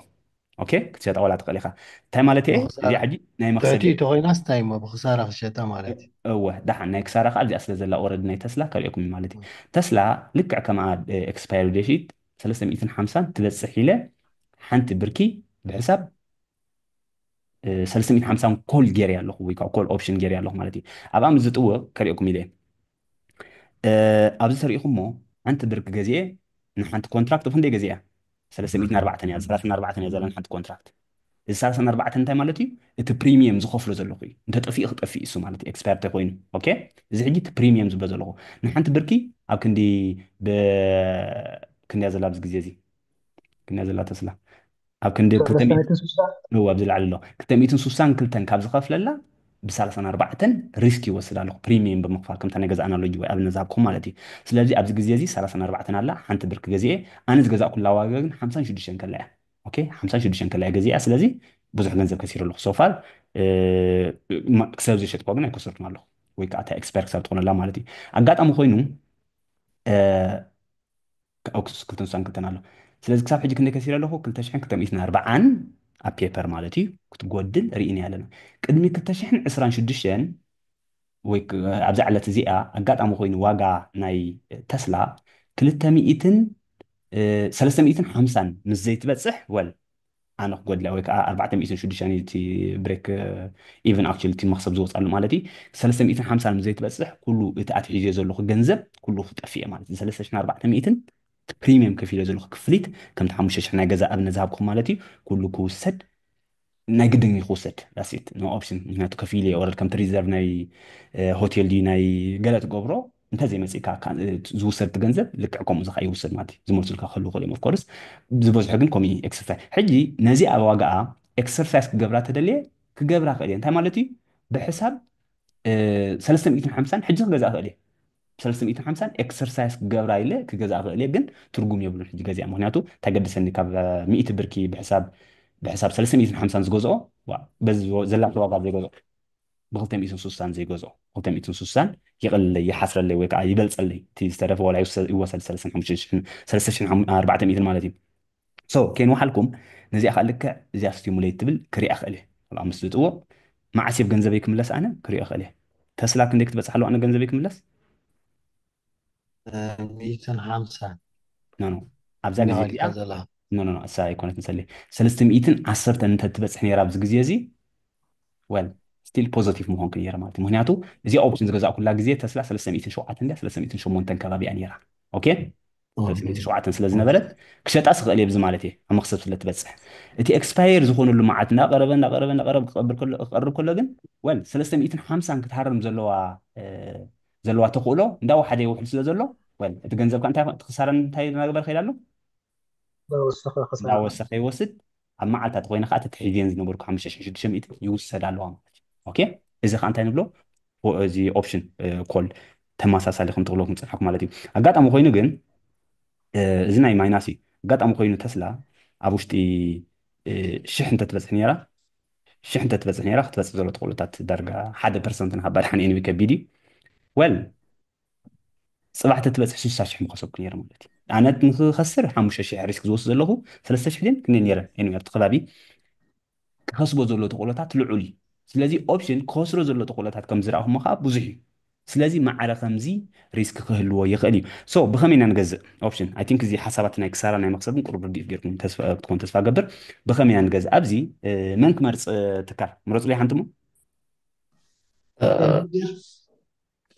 تسلا ተስላ ኣላ ኣብነት انفيديا ስለ ዝረኣና ካልእ انفيديا انفيديا امازون وهنا امازون ኣማዞን ታንኪ ኣማዞን ክፅሕፍ እየ ኣብዚ ኣማዞን ከም ትፈልጥዎ ሲምቦል ወይ ከዓ ብምሉእ ኣማዞን ኢላ ክፅሕፋ ክእል እየ ናብ ዓኣ ክትወቅዐ ማለት እዩ ሕጂ እዚ ትሬድ ክብላ እየ ኦኬ ትሬድ ክብላ እየ ኣብዚ ሕጂ ባይ እንተልያ ኖርማል ስቶክ እየ ዝገዝእ ኦኬ ባይ እንተልያ ኖርማል ስቶክ እዩ ትሬድ ኦፕሽንስ ክብላ እየ ማለት ትሬድ ኦፕሽንስ ክብላ እየ ኦኬ ኣብዚ መፂለይ ኣብዚ ሕጂ ትሪእዎ ተሃሊኹም መዓስ ኤክስፓየር ዝኾነሉ መዓልቲ ኢኻ ትደሊ እዩ ዝህበኒ ዘሎ ዕለት 14 ማርት እንተልያ መዓስ 14 ኣብዚ ሰሙን እዩ ኦኬ ኣብዚ ሰሙን እዩ ስለዚ እቲ ፕሪምየም ዝኸፍለሉ ውሕድ እዩ ምክንያቱ ኤክስፓየር ክትከውን ትኽእል እያ 205 ዘይ ክትበፅሕ ትኽእል እያ ኣጋጣሚ ግን ኣብኡ እንተበፂሓ ወል ብዙሕ መክሰብ ክረክብ ተኽእሎታት ኣለዎ እቲ ዝወስዶ ዘለኹ ሪስክ ንኣብነት ሓንቲ ክትገዝእ ተደልየ ክንደይ ክኸፍል ኣለኒ 13 200 202 ክኸፍል እየ ማለት እዩ ኦኬ ምክንያቱ ሓንቲ ኦፕሽን ክንደይ ዝሓዘት እያ 100 ዝሓቆፈ ስለ ዝኾነት ማለት እዩ ኣብዚ ላዕሊ ባይ ኢለ እዚኣ ሰል ክትፅንሐኒ ኣይመረኩም ነኢሎም ጠቕላላ ባይ ግን ባይናን ዘለና ባይ ኮልን ባይ ፑትን ኦኬ እዚኣ ኮል ይብላ ኣለኹ ኮል ማለት ትውስኽ ኢለ ክኣምን ከለኹ እየ ማለት እዩ ፑት ከዓ ክብላ ክእል እየ ኣብዚኣ ክትውቕ እየ ማለት ኣብታ ፑት ትብል ከዓ ኣብዚ ኣሎ ይጎድል ኢለ ከዓ ኣብዚ ኣለኒ ማለት እዩ ስለዚ ዝጎድል እንተኢለ ትሕቲኡ ክመርፅ እዩ ዝበዝሕ ግዜ ክሳብ ዝገብረሉ ስለዚ ኤክስፓየር ዝኾነሉ መዓልቲ ኣብዚ ኣሎ ገዝእት ኮይንኩም ፕሊስ ፕሊስ ናይ ሓፂር ግዜ ትምረፁ ብጣዕሚ ሪስኪ እዩ ኤክስፓየር ዝኾነሉ መዓልትን መክሰብ ከዓ ልዑል ክኸውን ይኽእል እዩ ስለዚ ዝበዝሐ ግዜ ናይ ዓመት ናይ ክልተ ዓመት ክትዋ ፅቡቅ እዩ ማለት ስለዚ ዝነውሐ ዕለት 17 ዲሰምበር ማለት 3 ዓመት ይህበና ኣሎ 2027 ምክንያቱ ዲሰምበር ኣይበፅሓን ዚ ዓመት ክልተ ዓመትን ክንደይ ወርሒ ዝኸውን ዘሎ 8 ወርሒ እንዲ ገለ ክኸውን ኣሎ ማለት እዩ 9 ወርሒ ስለዚ ካብኡ ክትመርፅ ትኽእል ኢኻ ዝበዝሐ ዓመት ክልተ ዓመት ከም ኦፕሽን ክኸውን ይኽእል እዩ ኦኬ ስለዚ በዚኦ ስሕቦ ዘለኹ ናብዚ እናደፋኡ ክደፍኦ ኣለኹ 2026 16 ጃንዋሪ ክመርፅ ክእል እዚኣ ማለት እዩ ናይ ሓደ ዓመት ስለ ዝሃብክዋ እንታይ ኮይኑ እቲ ዝኸፍለሉ ኮንትራክት ተኮይኑ ሰለ ወሲኹ بزحيو وثيقه ስለምንታይ وثيقه እቲ ሪስክ ናተይ ይውሕድ ስለ ዘሎ ሓቂዶ ምክንያቱ ዓመት ሙሉእ ኣለና ኣብኡ ንክትበፅሕ اوه እቲ ሓደ ግን ናይ 5 መዓልቲ ናይ 2 መዓልቲ ሂብያ ብጣዕሚ ሪስኪ እዩ ዝውስድ ዘለኹ ማለት እዩ ስለዚ ዘ ሎንገር ደ ቤተር ሕጂ 200 እያ ዘላ ኣብዚ ላትኩም 199 ኣላ መን ያስማ ኣማዞን امازون እዚ ክገዝእ ከለኹ ትሕቲኡ ከሎ ዝገዝኦ ዘለኹ ኢን ደ ማኒ እየ ዝገዝኦ ዘለኹ ማለት እቲ ሪስክ ናተይ ትሑት እዩ እቲ ዝኸፍለሎ ዘለኹ ፕሪሚየም ከዓ ልዑል እዩ ማለት እዩ ኦኬ ልዕሊ ክትበፅሕ ኢለ እንተትሒዘ ግን እንታይ ኮይኑ እንዳወሓደ ይውሕድ ኣቂዶ ፕሪሚየም ዝኸፍለሉ اوه እንዳወሓደ ይውሕድ ማለት እዩ ብጣዕሚ እንዳወሓደ ይውሕድ ንኣብነት 295 ክትበፅሕ 300 ክትበፅሕ እንተኮይና 30 ሚእታዊት እያ ክትውስኽ ዘለዋ ሓቂዶ ተስላ ኣይሚን ኣማዞን يا ስለዚ ንዕኡ 3,000 ብምኽፋል ሓንቲ ብርኪ ክገዝእ ይኽእል እየ ብሕስር ዝበለ ማለት እዩ ብሕስር ዝበለ 300 ክትበፅሕ ላይ ትበፅሕን ዝፈልጦ የለን ንሱ ኢኻ ሪስክ ትወስዶ ዘለካ ብሓፈሻ ግን ተኽእሎ ኣሎ ስለዚ ንዓ ክንመርፅ ኢና ንኣብነት 300 ክጠዊቀ ኣለኹ ኣብዚ ለኒ እዚ ኢምፕላይድ እንታይ ዝበሃል ቮላቲሊቲ ገለ ዝብል ኣሎ ክፀንሓልኩም እዩ ናይ ጀመርቲ ስለ ዘይኮን ማለት እዩ ንጀመርቲ ዝኸውን ግን ክትገዝኣ ከለካ ኣስክ ፕራይስ 299 ክትሸጣ ከለካ ከዓ 290 እዩ ዘሎ ስለዚ እዚ ፍልሊ ናይዝን ናይዝን ብጣዕሚ ብዙሕ እንተኮይኑ ኦልሬዲ ብዙሕ ሪስክ ትወስድ ኣለካ ማለት እዩ ምክንያቱ እዚ ኣብ መንጎ ቢድን ኣብ መንጎ ኣስክን ዘሎ ፍልሊ ስፕረድ ኢልና ንፅውዖ ብጣዕሚ ብዙሕ እንተኮይኑ ወይ ብዙሕ ሰብ ኣይጠልብዋን ኣለዉ ወይ ከዓ ብዙሕ ክሳብ የብላን ማለት እዩ ስለዚ እዚ ዘሎ ንባዕሉ ዓብ ፍልሊ ስለ ዝኾነ ስፕረድ ክሳራ ከምፃልካ ተኽእሎታት ኣለዉ ክትከስብ ዘለካ ተኽእሎታት 6% ጥራይ ዕድል ሂብዎ ኣሎ ብኸምኡ ኢኻ ካቲ ትኸፍለሉ ዘለካ ብጣዕሚ ሕሱር ማለት እዩ ምክንያቱ 300 ክትበፅሕ ዘሎ ተኽእሎታት ውሕድ እዩ I think there's a possibility actually ክትበፅሕ ትኽእል እያ 30 ሚእታዊት ብዙሕ ኣይኮኑን ብሓፈሻ ግን በዚ ዕዳጋ ኢልዎ ዘሎ ወል ሪስክ ትወስድ ኣለካ ስለዚ 3 ቅርሺ ጥራይ ንሓንቲ ፕሪሚየም ከነኽፍለካ ኢና ወይ ከዓ 300 ክትከፍለላ ኢኻ مالتي نزيئة بايك بلاي أبعت سمامي عليه أزي أتري وان تحليهم حنتي لا تنلا كندي برك غزت لي حنتي كندي خاف لا 300 مالتي معناته كنت انت ساعه شعتن يزلو تي بيد تغز على زغل سلازي كنت انت ساعه شعتن نحنتي وي كان 100 بركي غز على وي كان حنت كونتراكت مالتي كلتا ترليخه 600 معناته 300 تدمر 300 نكلتا مالتي وي كان 300 زرب خلته 600 وي كان كنت انت ساعه شو مونتنا تخباب مالتي سلازي نزي اكسكيوز مي نزي حجي ماكسيمام وي كان زبز حق ገንዘብ كخسروا له زغل كنده يعني 600 600 ምክንያቱ ኤግዛክትሊ ታውዕል ዝኣትውላ ዘለኹ ኣግሪመንት 600 ጥራያ ስለዚ 600 ይኸ መክሰብ ናቲ ክንደይ ክኸውን ይኽእል እዩ Unlimited. ኣንሊሚትድ እዩ ሊሚትድ ፍሉጥ ዝኾነ ቁፅሪ 1 ሚልዮን ክበፅሕ ይኽእል እዩ ከከምቲ ዝኽእለቶ ማለት እዩ ንኣብነት ፅባሕ ኣጋጣሚ ዕዳጋ ክፍት ምስ በለ እዚኣ መን ስማ ኣማዞን 2000 እንተትበፅሕ ነራ መክሰብካ ከዓ ክንሪኦ ንኽእል ኢና ኣብዚ ኤንወይ ባይዘወይ ኣብዚ ክትሪእዎ ትኽእል እዮም ኣብዚ ኣንሊሚትድ ይበቃ ወላ ሚልዮናት ማለት እዩ ከምኡ ክትበፅሕ ዘሎ ተኽእሎታት ብጣዕሚ ትሑት እዩ ስለዚ ከምቲ ኣቀዲመ ዝበልኩኹም ሓንቲ ትካል ላዕልን ታሕትን ትብል ተኮይና ቀልጢፋ ከም በዓል ማይክሮ ስትራቴጂ ከም በዓል ማራ እንተኮይኑ እቲ ትኸፍሎ ፕሪሚየም ብዙሕ ዝበለ እዩ ከም በዓል ኮካ ኣሎ ተኮይኑ ከዓ ኮካ ኮላ ማለት እዩ ናይ 30 ሚእታዊት ክውስኻ ዘሎ ተኽእሎታት ውሑድ እዩ ብዓመት ስለዚ እቲ ትኸፍሎ ክፍሊት ብጣዕሚ ውሑድ እዩ ምክንያቱ ተጋንኑ ኢኻ ዘለካ ክበፅሕ ዘይክእል ማለት እዩ ስለዚ ሪቪው ኢለ ንክገዝኦ ይኽእል እየ ክልተ ብርኪ ሓቂ ይገዛ ኣለኹ ነዚኣ ሕጂ ኣብ እንተ ጌረ ገንዘብ ስለ ዝነበረንኡ እንታይ ላትኒ ኣማዞን 300 ኮል ኦፕሽን ትገዝእ ኣለካ 300 ክትበፅሕ ሓይልካ ዕለት 16 ጃንዋሪ 2026 ኤክስፓየር ዝኾነሉ ኦፍኮርስ እዚ ከዓ ኪዩ ማለት ዕዳጋ ተዓፅዩ ስለ ዘሎ ሕጂ ክገዝእ ኣይክእልኒ ግን ኣብ ምንታይ ኣላ ኣብ ኪዩ ኣላ ክልተ ብርክታት ንክገዝእ ማለት ብሕሳብ 600 ሊሚት ፕራይስ ገዝኦ ዘለኹ ከዓ እዚ ትሪእዎ ዘለኹም 299 እዩ እዚ ግን ኦፍኮርስ ሊሚት ክገብሮ ትኽእል ኢኻ ባዕልካ ባይዘወይ وقت 99 زيكونه كتن 50 ጥራይ ምስ በፅሐት ግዝእ ለይ ክትብላ ትኽእል ኢኻ ከም ትፈልጥዎ ሊሚት ኦርደር ክትገብር ትኽእል ኢኻ ሓፈሻዊ ዳም ምስ በልካ በቃ ትወዲ ኣላ ኣብዚ ስለዚ ኣብ ኪዩ ክትከውን ኣብዚ ትሪእዋ ተሃሊኹም ኣማዞን 300 ኮል ፅባሕ ክትግዛእ እንታይ ጌርካ ኣለካ ኦርደር ጌርካ ኣለካ ፔንዲንግ ትገብር ኣላ ትብለና ኣላ ማለት እዩ ፅባሕ ዕዳጋ ምስ ተኸፈተ ከምኡ ዲ ክፀንሕ ክፀንሕን ኣይደኖ ግን ሊሚት ገይረሉ ስለ ዝፀንሕ ልዕሊ እቲ ኮይኑ ኣይክትግዛእ ኣለኒ ትሕቲ ኮይኑ ክትግዛእ ኣለያ ማለት እዩ ስለዚ እዚ ብሕፅር ዝበለ ከም ዝብል ክትሸጦ ተደሊኻ ኸ ወል ክትሸጦ ተደሊኻ ከምቲ ኖርማል ስቶክ ትገዝኦ ንኣብነት ኤንቪድያ ፅባሕ ክሸጣ ተደልየ ኤንቪድያ ጠዊቐ ትሬድ ኢለ ሰል ይብላ ማለት እዩ ስትሬት ኣፕ ሰል ክብላ ክንደይ ብርኪ ኣለኒ ኢለኩም ክንደይ ኮንትራት ይኣትየ 5 ኮንትራት ኣብዚ ይብለኩም ኣሎ ማለት 500 ሼርስ ማለት እዩ ስለዚ ሪቪው ኢለ ሰል ክብላ ክእል ኣጋጣሚ ኮይኑ ግን ሊሚት ፕራይስ ኢለ እዚኣ ዋጋኣ 40 ምስ በፅሐት ሽጥለይ እንተኢላ ግን ክንደይ ክኸውን ትገንዘበይ 19,000 20,000 ንበሎ شهر 20,000 ክበፂሕ ምክንያቱ ወል ኣብኡ ክትበፅሑ ዘለዋ ተኽእሎታት ብጣዕሚ ውሑድ እዩ ፅባሕ እንተበፂሑ ግን ወል ፅቡቅ መክሰብ ይረክበሉ ኣለኹ ማለት እዩ ስለዚ እቲ ቤዚክ ፋንዳሜንታል ናይ ኦፕሽንስ ከምዚኣ ትመስል ድሓን ሕቶታት ሃልየኩም ግን ከምልሰልኩም ክእል ኣይ ቲንክ ግን ከምዚ ንጀመርቲ ብጣዕሚ ክሊር ገይረ ዝገለፅኮ ኮይኑ ይስማዓኒ ደጋጊምና ኢና ማለት እዩ ኦኬ ከም ዝበልኩኹም ብዙሕ ናብኡ ዝኣቱ ኣሎ ብዙሕ ኣሎ ማለት እዩ ከይረስዐኩም እዚ ካንስል ገብረ እቲ ኦርደር ዝገበርኩ ብዙሕ እዩ ዘሎ ንኣብነት ኣብዚ ትሬድ ኢለ ባይ ክብላ እንተዝኸውን ነራ ምክንያቱ እታ ክስታይ ዘላ ማለት እዩ ትሬድ ኦፕሽን ኦኬ ሮል ፖዚሽን ዋላ ክትብሎ ትኽእል ኢኻ ግን እቲ ካንስል ገይሩ እስካልእ ከምፃልካ ዝኽእል እዩ ግን ይስምሓልኩም ምስ ኤንወይ ክስታ ክገብረኩም ዝኽእል እቲ ኦፕሽን ክርኤ ፑት ኦፕሽን ካል ልክዕ ከምኣ ማለት እዩ ፑት እኳ ኣነ ብዙሕ ዘድፍረኒ ወይ ዘብለኒ ይኮነን ዓብ ዝኾነ ሪስክ ክትወስድ ተዘይደለ ኢኻ ማለት እዩ ከምዚ ጌርካ ትጎድል ኢልካ ከዓ መከላኸሊ ክትጥቀመሉ ትኽእል ብዙሕ ብርኪ ኣዋፊርካ ኣለካ ግን ክትሸጦ ተዘይደለ ኢኻ ማለት እዩ ተመሳሳሊ ንሱ ከዓ ዋግኡ ይጎድል ወይ ገለልካ ኢኻ ተትሕዝ ዘለካ ሶ ከምዚኣ መስል ኣይ ቲንክ ገለ ካብተን ካንስል ከም ዝገበርኩ ሓበሬታ መፅ ኣሎ ካብታ ንእሽተይ ዝኸሰብ ኩላ ናይ ረገቲ እያ ነራ ኣብ ዝሓለፈ ረገቲ ኣርጂቲኣይ ማለት እዩ ንሱ ከዓ ዩኦርደር ሰል ክሎዝ ዓፅዮ ምክንያቱ ኦፕን ታንድር ኮንትራክት ረጂቲ ፑት ኦፕሽን ገዚእ ነረ ማለት እዩ ኣብ ሓፂር ግዜ ኤክስፓየር ዝኾነሉ ገዚኣ ነረ ከም ትሪእዎ ዘለኹም ብሕሱር ኮንትራት ብውሕድ ማለት እዩ እቲ ፕራይስ ብሕሱር ብምባል ኣብ ሓፂር ግዜ 3200 ከሲበሉ ከምኡ ክብለኩም ግን ጠቕላላ እቲ ገንዘብ ኣዋፊረሉ ዝነበርኩ ክጠፍእ ዘለዎ ተኽእሎታት ከዓ ብጣዕሚ ልዑል እዩ ነይሩ ስለዚ ኤክስትሪምሊ ወይ ከዓ ልዑል ዝኾነ ሪስክ ኣለዎ ስለዚ ንጀመርቲ ዝኸውን ኣይኮነን ወይ ከዓ እቲ ዋላ ይጥፋእ ትብሎ ገንዘብ እንተዘይኮይኑ ሪስክ ክትወስዱ ብዙሕ ዘብለኒ ይኮነን መሃረና ትብሉ ብዙሓት ስለ ዝነበርኩም ይትቐንዲ ከመረኩም ኣምፅየ ዘለኹ ሎም ማለት እዩ ሶ ኣይ ቲንክ ሆፕፉሊ ንፁር ይኸውን ኦፕሽን ብኸመይ ትሬድ ክትገብርሉ ትኽእሉ ኩልኹም ከምዚያናተይ ክትጥቀሙ ትኽእሉ ኢኹም ኣፍኮርስ ኦፕሽን ኣለኩም ኣብ ዩኬ ዘለኹም ናይ ኦፕሽን ትሬድን እንተደሊኹም ኣይትጠቀሙ ኣይ ቲንክ ከም ሓሳብ ማለት እዩ ናተይ ቀዳመይቲ ምኽሪ ኣይትጠቀሙ ኤክስትሪም ሪስኪ ክገብሮ እየ ክላማመዶ እየ ትብሉ ትኮንኩም ግን ያ ሮቢን ሁድ ክትጥቀሙ ትኽእሉ ኢኹም ኣብ ዩኤስን ኣብ ኢንግላንድን ዘለኹም ካልእ ኢንተርናሽናል ዝኾንኩም ኢንተራክቲቭ ብሮከር ናይ ክትጥቀሙ ትኽእሉ ኢኹም ኣብ ኢኹም ኣብ ካናዳ ዘለኹም ቲዲ ኣሚ ትሬድ ወይ ከዓ ሙዙ ዝበሃል ዙሙ ዝበሃል ክጥቀሙ ትኽእሉ ኢኹም ኣቲንክ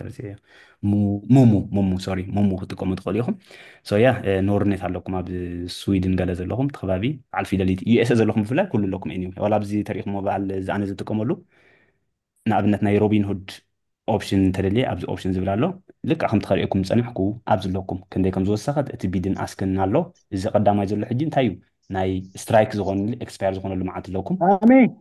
ኤክስፓየር ዝኾነ ድምፂ ነጋሲ ኦፎር ፀገም የለን እቲ ኤክስፓየር ዝኾነሉ መዓት ዘለኩም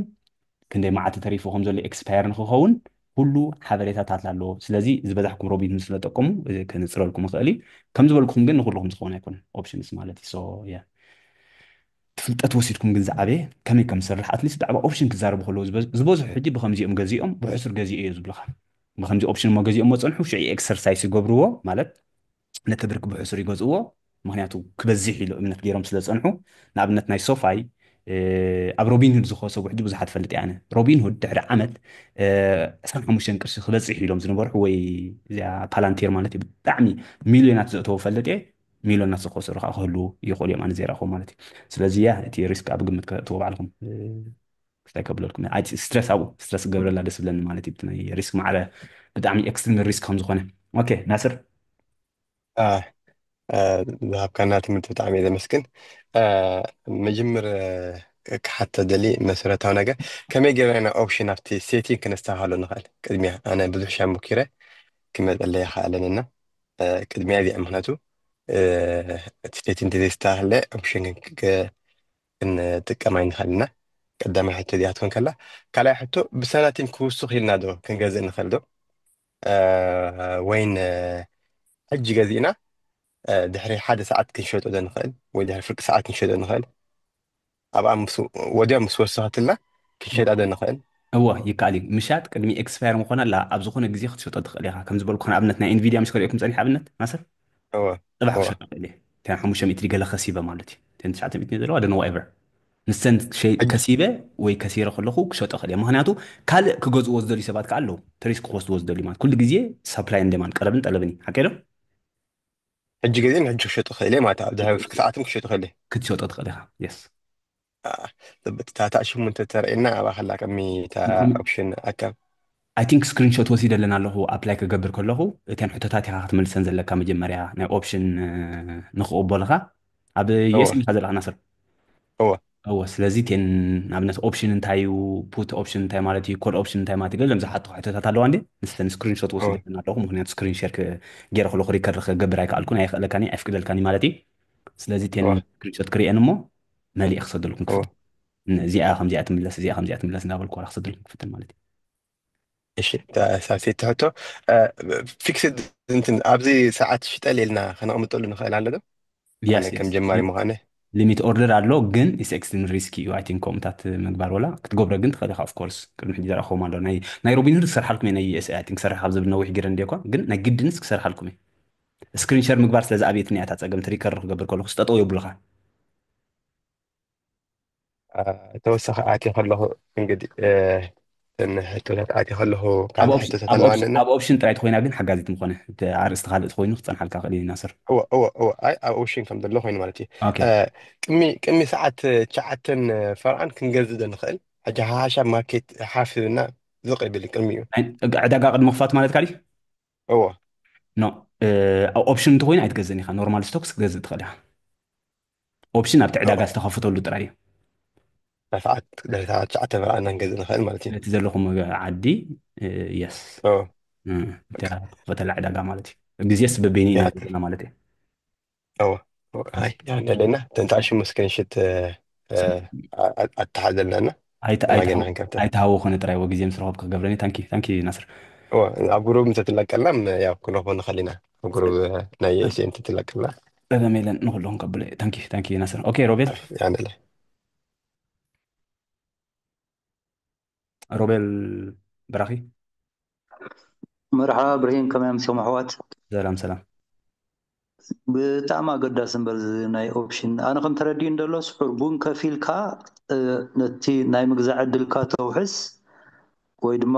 ከም ሸያጣይ ከማን ዕርቡን ከፊልካ ናይ ምሻጥ ዕድልካ ተውሕስ ትክክል ፅቡቅ ኣጋጣሚ ፅቡቅ ገሊፅካ ግን ማዕረኾም ቀሊልካ ኣይኮነን ብጣዕሚ ሪስክ ምስ ዝተሓሓዘ ኣለዎ ግምት ማለት ሊሚት ዲ ክትወስዶ ትኽእል ግን እወ ንሳ ፅቡቅ ገሊፅካ ከምዚ ሕጂ ኣብ ንቡር ኩነታት ምናልባሽ ትሪስ ከዓብ ክኸውን ይኽእል እንድዩ ምዝ ሕጂ ዘይተሓሰበ ሮሞቕ ኢልዎ ዘሎ ግን ከምኡ እሱ እቲ ሪስክ ውሕድ ኮይኑ ስምዓኒ ምስ ናይ ሕጂ ኩነታት ማዕረኾም ክትብሎ ይትኽእልኒ ኢኻ ምክንያቱ ሕጂ ከዓ ዘረጋጋ ኣይኮነን ዕዳጋ ንኣብነት ተስላ ኣብ ዘላ ዓመት ሙሉእ ክትፅንሕ ትኽእል እያ ናይ ዓመት ኤክስፓየር ዝኾነሉ ግዜ እንተሂብካያ ካብ ከምኡ ሪስክ ትወስድ ዘላ ሪስክ ትወስድ ከም ዘለካ ኢኻ ትፈልጡ ዘለካ ምክንያቱ ሪሴሽን ከጋጥም ይኽእል እዩ ኩናት ክጅመር ይኽእል እዩ anything can happen ዝኾነ ከጋጥም ይኽእል እዩ ናይ ግድን ኣይኮነን ኣብኡ ክበፅሕ ማለት እየ ጎዲሉ ስለ ዘሎስ ክውስኽ ክትብላ ይትኽእልኒ ኢኻ ተመሊሱ ክጎድል ይኽእል እዩ ማለት እየ ነኔ ከምኡ ይኮነን ኣብ ባህላይ ሲ እቲ ኦፕሽን ብጣዕሚ ከም ሪስክ ጌርና ክንሪኦ ንኽእል ኢና ኣብ ንቡር ኩነታት ኣብዚ ናይ ሕጂ ዘሎ ኩነታት ግን ምናልባሽ በቲ ኦፕሽን ብሓደ ገንዘብ መኸሰርካ ነርካ ትኸውን ካብ ኖርማል ቅድሚ 2 ሰሙን ቴስላ ተገዝአን ሕጂ ዘለዎን ዋጋ ማለት እየ እሱ ድሓን ብዙሕ ኣገዳሲ ይኮነ እታ ሓንቲ እትያ ካልእቲ ቀንዲ ሕቶታያ ክንደይ ሰባት ከምኡ ኢሎም ታሽሙኣትዮም ከም ዘለዉ ከም ኖርማል ክትሪኦ ዶ ትኽእል መንታን ክትገዝእ ከለካ ሲ ንምሳሌ እዚኣ ኔንሲ ከምዚ ጌራ ተልካ ኣብቲ ናይ ምግዛእ ሕግዘካ ኸውን ግምታት ክትወስድ ናይ በዓል ናንሲ ፖሊሲ ማለት ካዲ ወሳት ናካተን ጥራሕ እሳትን ሁባት ስለ ዝኾና ድዩ ዝፍለጥ ዋላ ናይ ዝኾነ ሰብ ክትፈልጦ ትኽእል ኢኻ ክንደይ ሰባት ኣብቲ ኦፕሽን ክትወርድ ያ ወይ ከዓ ክድይብ ያ ኢሎም ኣትሒዞም ኣለዉ ሚን ይከኣል እዩ ከም ኖርማል ዓዳጋይ ሲ ምናልባሽ ናታቶም ግምት ወሲድካ እውን ንክትገዝእ የተባብዓካ ክኸውን ወይ ድማ በዓል ክስተኸማን ዘይደፈርዎ ስታሓን ትሰንሕ ገለ ትብልኩም ማለት እየ ተረዲካ ባህላይ ዚስ ፖስብል እዚ ንዓና ኣብታ ትመፅእ ዘላ ክሪአልኩም ምናልባት ኣነ ከምኡ ብዙሓት ዝተውዒሎ ዘይፈልጥኒ ክሪአልኩም ኣብዚ ግን ክትፈልጥ ትኽእል ኢኻ ኣብዚ ናይ ኦፕሽን ኣብነት ኣብ ያሆ ፋይናንስ ምስ ከድኩ ኣብዚ ኦፕሽን ሲዘን ተኣትዮም ኣነ ባዕለይ ብዙሕ ትሬድ ዝገብረሉ ይኮንኩን ክትርስዕዎ ይደልኒ ማለት እዩ ኢምፕላይድ ቮላቲሊቲ 299 ብጣዕሚ ሃይ ቮላቲሊቲ ወይ ከዓ ላዕልን ታሕትን ከም ዝብል ዘርእየካ ቁፅሪ ኣብዚ ኣሎ ክንደይ ገዚኦም ኣለዎ ገለ ግን ናይ ሕብርኒ ዘሎ ሜንሊ ቮሊዩም እዚ ቮሊዩም ንባዕሉ ካብቲ ብብዝሒ ይግዛእን ይሽየጥን ከም ዘሎ ዘርእየካ እዩ ሜንሊ መነመን ገዚኦሞ ከም ዘለዉ ገለ ግን ኣይ ሃብ ኖ አይድያ ብዙሕ ክስታይ ይገብርኮን ኣለኹ ናይ ኦፕሽን ኦኬ በር ብጣዕሚ ኣገዳሲ ብርሂን ንፍልጠት ንፍልጠት ፅቡቅ እዩ እቲ ሪስክ ተኣቲኻ ኸ ንኩሉ ዝኾነ ኣይኮነን ኣብ በዓል ጀርመን ኮንካ ክከኣል ድዩ ወይስ ነቶም ኣብ ኣሜሪካ ጥራሕ ሒዝ ናይ ኦፕሽን ትኽእሎ ዘሎ ሜይንሊ ኣሜሪካ እዮም ዝጥቀምሉ ብዝፈልጦ ግን ይከኣል ይዎ ዋላ ኣብ ጀርመን ይከኣል እዩ ኢንተራክቲቭ ብሮከር ትሰርሕ እንድያ ድጅሮ ኣለኩም ሕጂ ንኣብነት ኣብዚ ንድሓን ክፈታት ወገነ የውን ግን ብጣዕሚ ገዳሲ ኣብ ኦፕሽን ካብ ሰብ ናብ ሰብ ክፈላለ ክእል ጅስ ሪስክ ከም ዘለዎ ጥራሕ ንፈልጥ ኣለና ድጅሮ ኣለኩም ትጥቀምሉ ትኽእል ኢኹም ማለት ድጅሮ ትሬድንት ዋንቱ የብሉን ኢቶሮ የብሉን ተንሜን እንጥቀምለን ሰብ በዓል ድጅሮ ኢንተራክቲቭ ብሮከር ንኣብነት ስዊዘርላንድ ዘለኹም ኢንተራክቲቭ ብሮከር ኣለኩም ሚእቲ ከመይት ማለት እዩ ኦኬ ዓወት እዚ ኖርማል ትምህርቲ ትመሃሮ ይኮነ ኤንዌ ኩሉ ሰብ ኣይምህሮን ናይ ኦፕሽንስ ክትፈልጥዎ ዘለኩም በይኑ ዓይነት ኮርስ ዝወሃቦ እዩ ካብ ስቶክ ወፂእካ ማለት እዩ ሄሎ ሰላም ዓወት ከመይ ኢልካ ዶ ሰላም ኣምላኽ ይመስገን ፅቡቅ ታንክ ዩ ሓድሽ ትምህርቲ ምፃእኻ ብጣዕሚ ነመስግን ማለት እዩ ብሉፅ ዝኾነ ትምህርቲ ቀፂለ ሰለስተ ሕቶ ኣለዋኒ ማለት እዩ ብዛዕባ ኦፕሽን ሰለስተን ኦፕሽን ሕጂ ተቐዳመይቲ በቲ ኮንትራት ዝሃብናዮ ሲ ናይ ዓመት እንድሕር ሂብናዮ ሕጂ ቅድሚ ኤክስፓየር እንድሕር ሸይጥናዮስ እቲ ዕርቡን ዝኸፈልናዮ ንኸስር ዲና ማለት ድዩ? እዋ ከሲብካ እንዲኻ ትሸጦ ዘለካ ሪጋርለስ ኤኒዌይ እቲ መክሰብካ ምሳራኻስ የርእየካ እዩ ናይ ግድና ኩንካ እንትኸስሮ ንሱ ትኸስሮ ኢኻ እምበር ከሲብካ ኣለካ ግን ንኣብነት ኣብዚ ኤንቪድያ ምስ ከሪአኩም ፀኒሐ ዓወት እዋ 900 መክሰብ ኣለኒ ስለዚ ምስቲ ናተይ ዕርቡን ተደሚሩ እዩ 900 መክሰብ ብላዕሊ ዘለኒ ኦኬ እንድሕር ከሲርና ንኣብነት ኤክስፓየር ቀሪባ ኣላ ከሲርና እንድሕር ኣለና ግን እንድሕር ሸይጥናዮስ ከሲርና ኢና ንሸጦ ዘለና ማለት ንሱ እዩ ዘርእየካ ኩሉ እቲ ክሳራን መክሰብን ዘርእየካስ ምስቲ ዕርቡን ተደሚሩ እዩ ዘርእየካ ኦኬ ኦኬ ቀለልካ ክትቀለልካ ማለት እዩ ሶ ሕጂ ኣብኡ የርእየካ እዩ ማለት ከሲርካን ኣለኻሲ እያ የርእየካ እዩ ማለት እወ ንኣብነት ሕጂ ናይ ተስላ ምሽ 2000 ክሳራ ተርእየኒ ፀኒሕ ኣብ ናተይ እወ ግን ኣነ ዘተሓስኩሉ ግን 3500 ነይሩ 3500 ይምለሰኒ ኣሎ ማለት እዩ ብካልእ ኣዘራርባ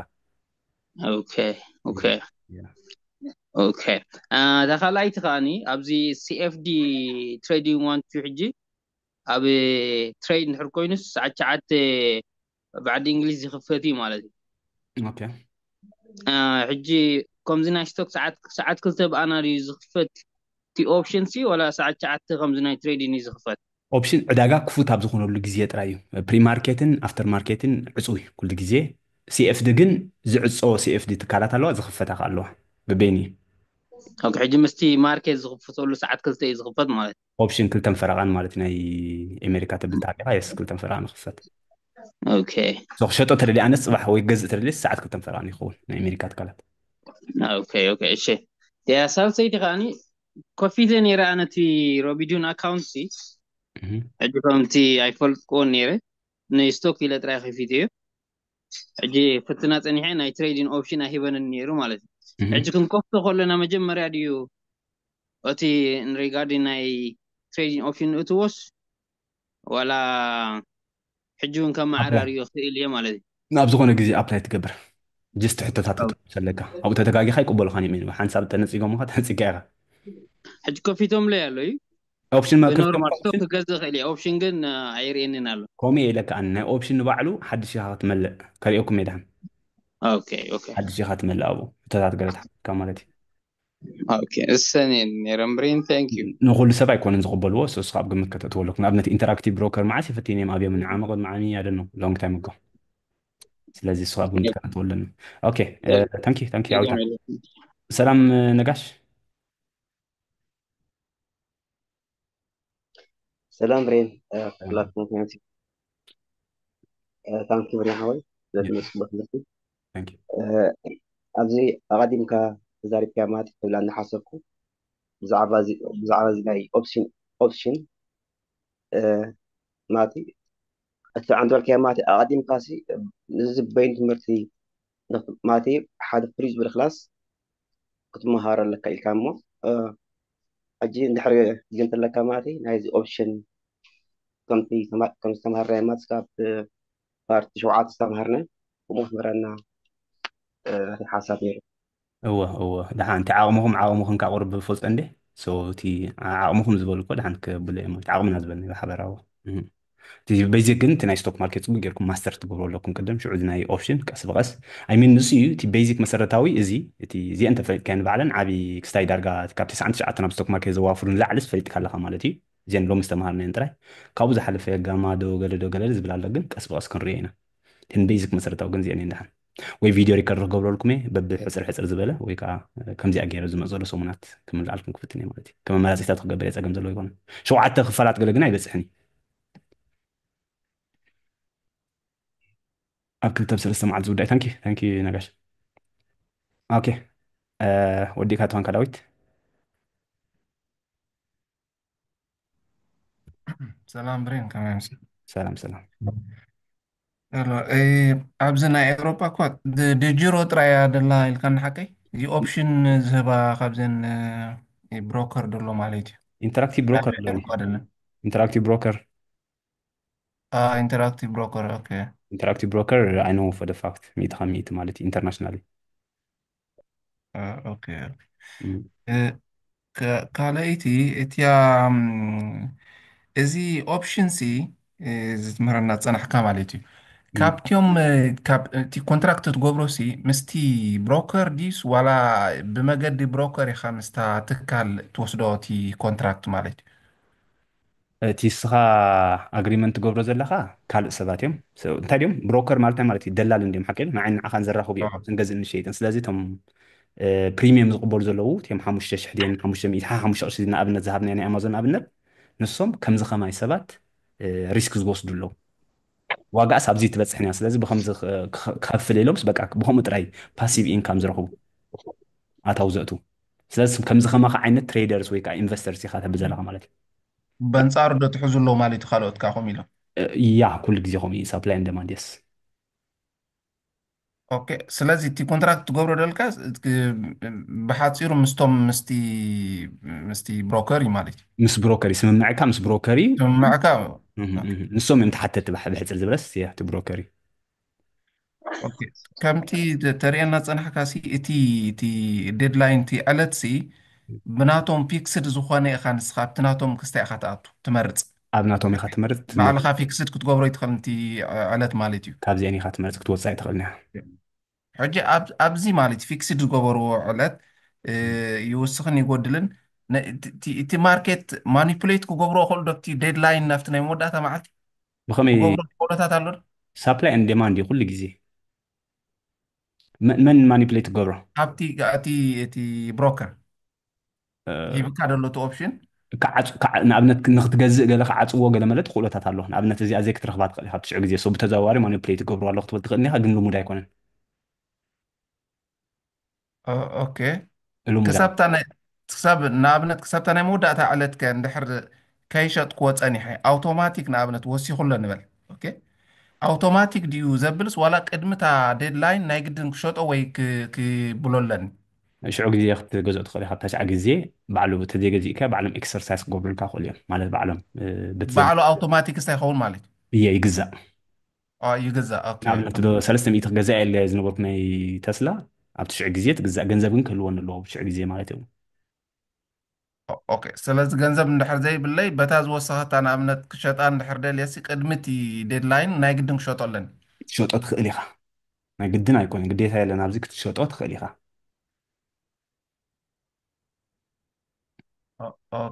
ኦኬ ኣባበሪን ሊቨሬጅ ኣይብኻሉ ትገዝኦ ኦፕሽን ለቨሬጅ ክቡኻ ወል ክትገዝኦ ክቡኻ ክእሉ እዮም ናይ ከምዚ ናይ ማርጅን ምሻሎ ዝተምሃርና ሰለ ከምኡ ማርጅን ክትጥቀም ትኽእል ኢኻ ንኣብነት 100,000 እንተኮይና ዋጋ ናይቶም ኩለን ብርክታት ትገዝእን ዘለኻ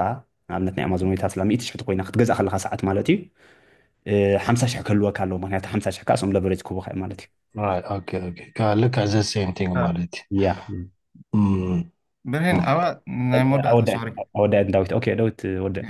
ኣባሲ ኣይተረዳእትን እትያ መክሰብ ትበሃል ደላሲ ንክትገዝኦ ድዮም በቲ ተሰማማዕካዮ 300 ተኮይኑ ሲ 300 ክትበፂሓት ኢልካ ተትሕዛ ኣለካ በየናይ ኦም እቲ ክቡኻ ማለት እዩ ንክትገዝኦ በየናይ ፕራይስ ክቡኻ ማለት እዩ በቲ ዝነበረቶ መጀመርያ በቲ ጎዲላቶ ዝነበረት ዋላ በቲ ወሲኻቶ ዘላ በፂሓቶ ደላ ተስላ 300 ኮል ኦፕሽን ከድካ ኣለኻ ኦኬ 300 ኮል ኦፕሽን ኤክስፓየር ዝኾነሉ መዓልቲ ዕለት 16 01 ኤንዩ ኣሜሪካ እኳ ብግምጣል እዮም ፅሕፎላ ይርዳእና ዋን ዝናይ ዓድና 2026 ኤክስፓየር ዝኾነሉ መዓልቲ ኢልካ ኣለኻ ኣጋጣሚ ኮይኑ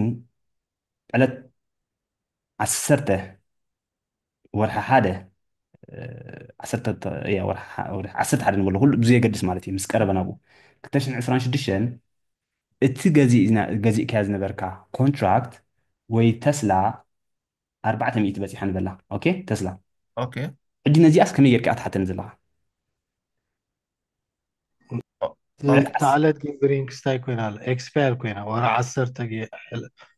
ورا عصرت عادي اوكي صراحة مش اوكي ማለት እዎ ሕጂ ዳዊት ነዚኣ ኣብዚ ዕለት እዚኣ ንኣብነት ክትሸጥ ኣደሊ ካዲካ ትብለን ዘለካ ኣብዚኣ ንኣብነት ሲ ቅድሚታ እትያ ንክገዝኣ ወይ ንክሸጣ እንድሕር ኮይነ ሲ ንኣብነት 300 ትበፅሕ ኢለ ትሒዘ ኣለኹ ሓቀይ حجي 300 قدمي ابت ديدلاين مس بصحت موداتا علت مس بصحسي 300 وي 400 بصح حلا نبل اوكي 400 نبل لحن وي زي اوكي اوكي 400 اوكي كغزا اندحر كوينه ገንዘብ كل ونلو ديو والاس بتا خسيبي አይደለኹ 100 ቅርሺ ንኣብነት ካብ 300 100 ወሲኽ ኣላ ንበል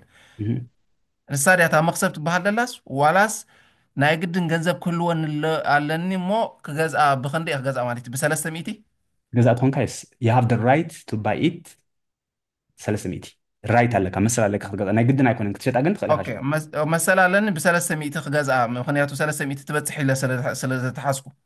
two options ኣለካ ምርጫታ ኦፕሽን እብረይ ትምህርቲ ከይትኾን ክልተ ምርጫ ኣለና ሽዑ ኦኬ ወይ ክገዝኣ ወይ ከዓ መክሰብ ተሊንኻ መክሰብ ሒዘ ሸይጠ ክወፅእ ማለት እዩ ወይ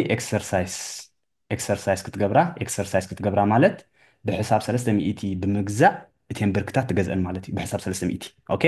ወላ 400 እታሃሉ እምበር ብሕሳብ 300 ክትገዝኣስ መሰል ኣለካ እታ ካልአይቲ ከዓ መክሰብ ኣለዋ ኣብ ትሽዐ ግዜ እታ ዝገዛእካያ ንኣብነት እቲ ፕሪሚየም ትኸፍለሉ ዝነበርካ 25 ቅርሺ ነይሩ ኣከይዶ 25 ዝነበረ 50 ቅርሺ ክበፅሕ ክእል እዩ ትሽዐ ግዜ ምክንያቱ ሳፕላይ ኤንድ ዲማንድ ኣሎ ስለዚ ዕፅፊ ኮይኑ ኢልካ ኣሎ ትገንዘብ ዕፅፊ ኮይኑ ኣሎ ማለት እቲ ኣትሒዘ የነበርኩ ገንዘብ ዕፅፊ ኮይኑ ኣሎ ማለት እታ ካልአይቲ ምርጫ ስለዝታ ክትከውን እያ ክትሸጣ ትኽእል ኢኻ ኣውቶማቲክሊ ይብኡ ከሎ እቲ መክሰብካ ማለት ከምዚ ሕጂ ናይ ኣማዞን ከሪአኩም ፀናሕኩ ናይ ኤንቪድያ 900 ከሲብ ኣለኹ ሓቂሩ ተደልየኮ ኤክሰርሳይዝ ክገብሮ ክእል እየ ሕጂ ግን ዋጋ 115 ስለዘይበፅሐት እምበር ተደልየ 115 ክገዝኦ ክእል እየ መሰል ኣለኒ ተደልየ ግን 900 ከሲብ እየ ዘለኹ ከውፅኦ ክእል እየ ሸይጠ ማለት እዩ ኣውቶማቲክሊ ክልተ ምርጫ ኣለካ ክልተ ምርጫ ኣለካ ሰን ማለት እዩ ወይ ጠቕላላ ክትሸጦ እቲ ኣብኡ ዘሎ ክትወፅእ ካብቲ ኮንትራክት ወይ ከዓ ኤክሰርሳይዝ ክትገብሮ ወይ ከዓ ነቲ ዝተሰማዕካሉ ብርቂ ብሕሳብ ናቱ ክትገዝኦ ማለት እዩ ኦኬ ሕጂታ ተርሚኖሎጂ ብሪት ኤክሰርሳይዝ ማለት ሲ ኪፕ ክትገብሮ ማለት እዩ ኪፕ ክትገብሮ ማለት እዩ ኤክሰርሳይዝ ኮል ካኒ ኮልካ ገዚእኻ ኣለኻ ገዚእኻ ማለት ይውስኽ ማለት እዩ ኮልኑ ይውስኽ ኢልካ ሲ ኣትሒዝካ ፑት ይጎድል ኮልካ ይውስኽ ኢልካ ትሕዝካ ኣለኻ ማለት ኮል ይውስኽ ኢልካ ስኮሜንሳ ገለ ንብሎ ኣትሒዝካ ኣለኻ ኣይሚን ድሓን ዝኾነ ቃላት ክንወን እና ግን ኦኬ ክልተ ዕድላት በካ ማለት ገንዘብ ተሊካ ዝያዳ ክትብል ትኽእል ኢኻ ገንዘብ ዘይብልካ ከዓ በተኸሲብካ ደለካ ትወፅእ ትኽእል ዝበዝሐ ግዜ እቲ ብርቂ ኤክሰርሳይዝ ንክትገብሮ ፅቡቅ ኣይኮነን ወይ ከዓ ተትሸጦ ዝበዝሐ መክሰብ ትረክበሉ ግን ንኣብነት ሶፋይ 10 ቅርሺ ከላ በቃ ክውኑኒ ክሸጦ ይድልኒ ክትብል ምስ ትደሊ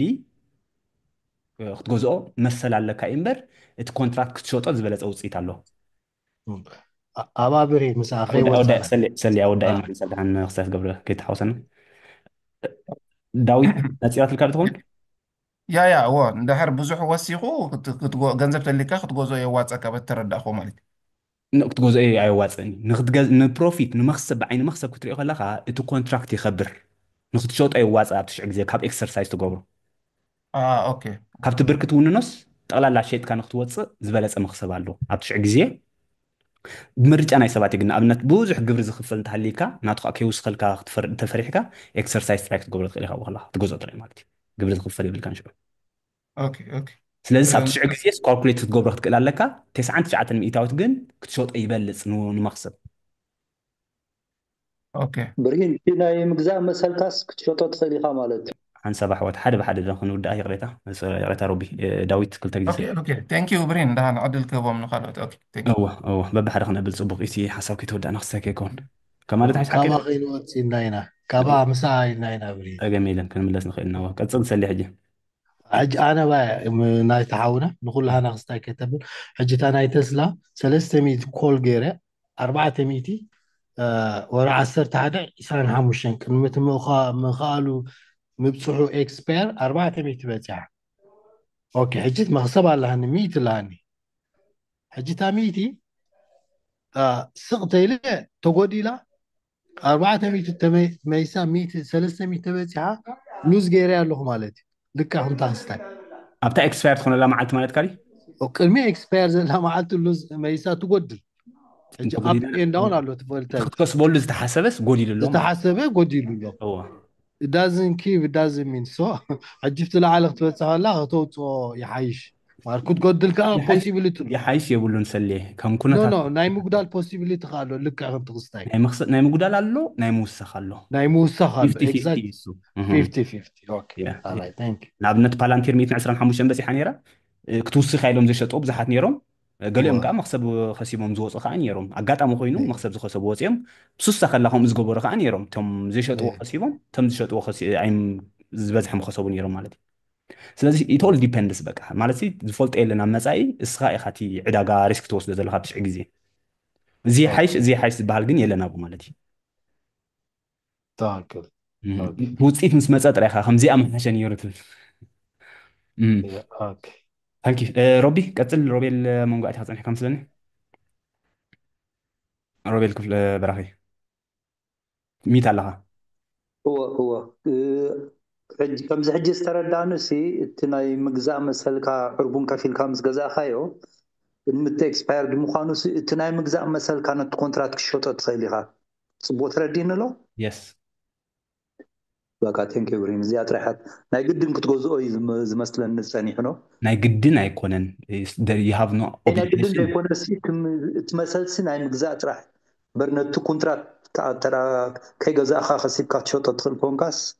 እሱ ነብሱ ዝኽኣለታት ፅቡቅ ተረዲእኒ ኣሎ ማለት ኦኬ ብሪን እንታ ዝበልኩም ኤንቪድያ ፅባሕ ዕዳጋ ምስ ተኸፈተ ክሸጣ ክእል ኤክስፓየር ዝኾነሉ 226 ኣነ ክሸጣ ግን ይኽእል እየ ምክንያቱ ኩሉ ግዜ ገዛእትን ሸየጥን ስለ ዘሎ ዋራንቲ ኮንትራክት ማለት እዩ ታንኪ ሮቢ ኦኬ ሰመራብ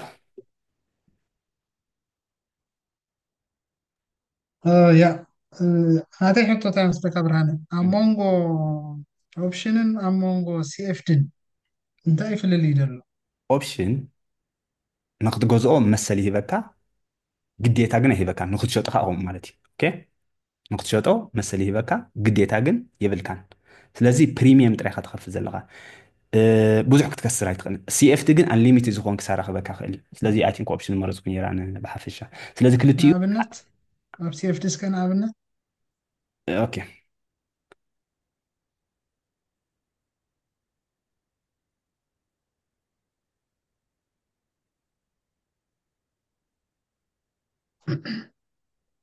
ሲኤፍዲ ኦኬ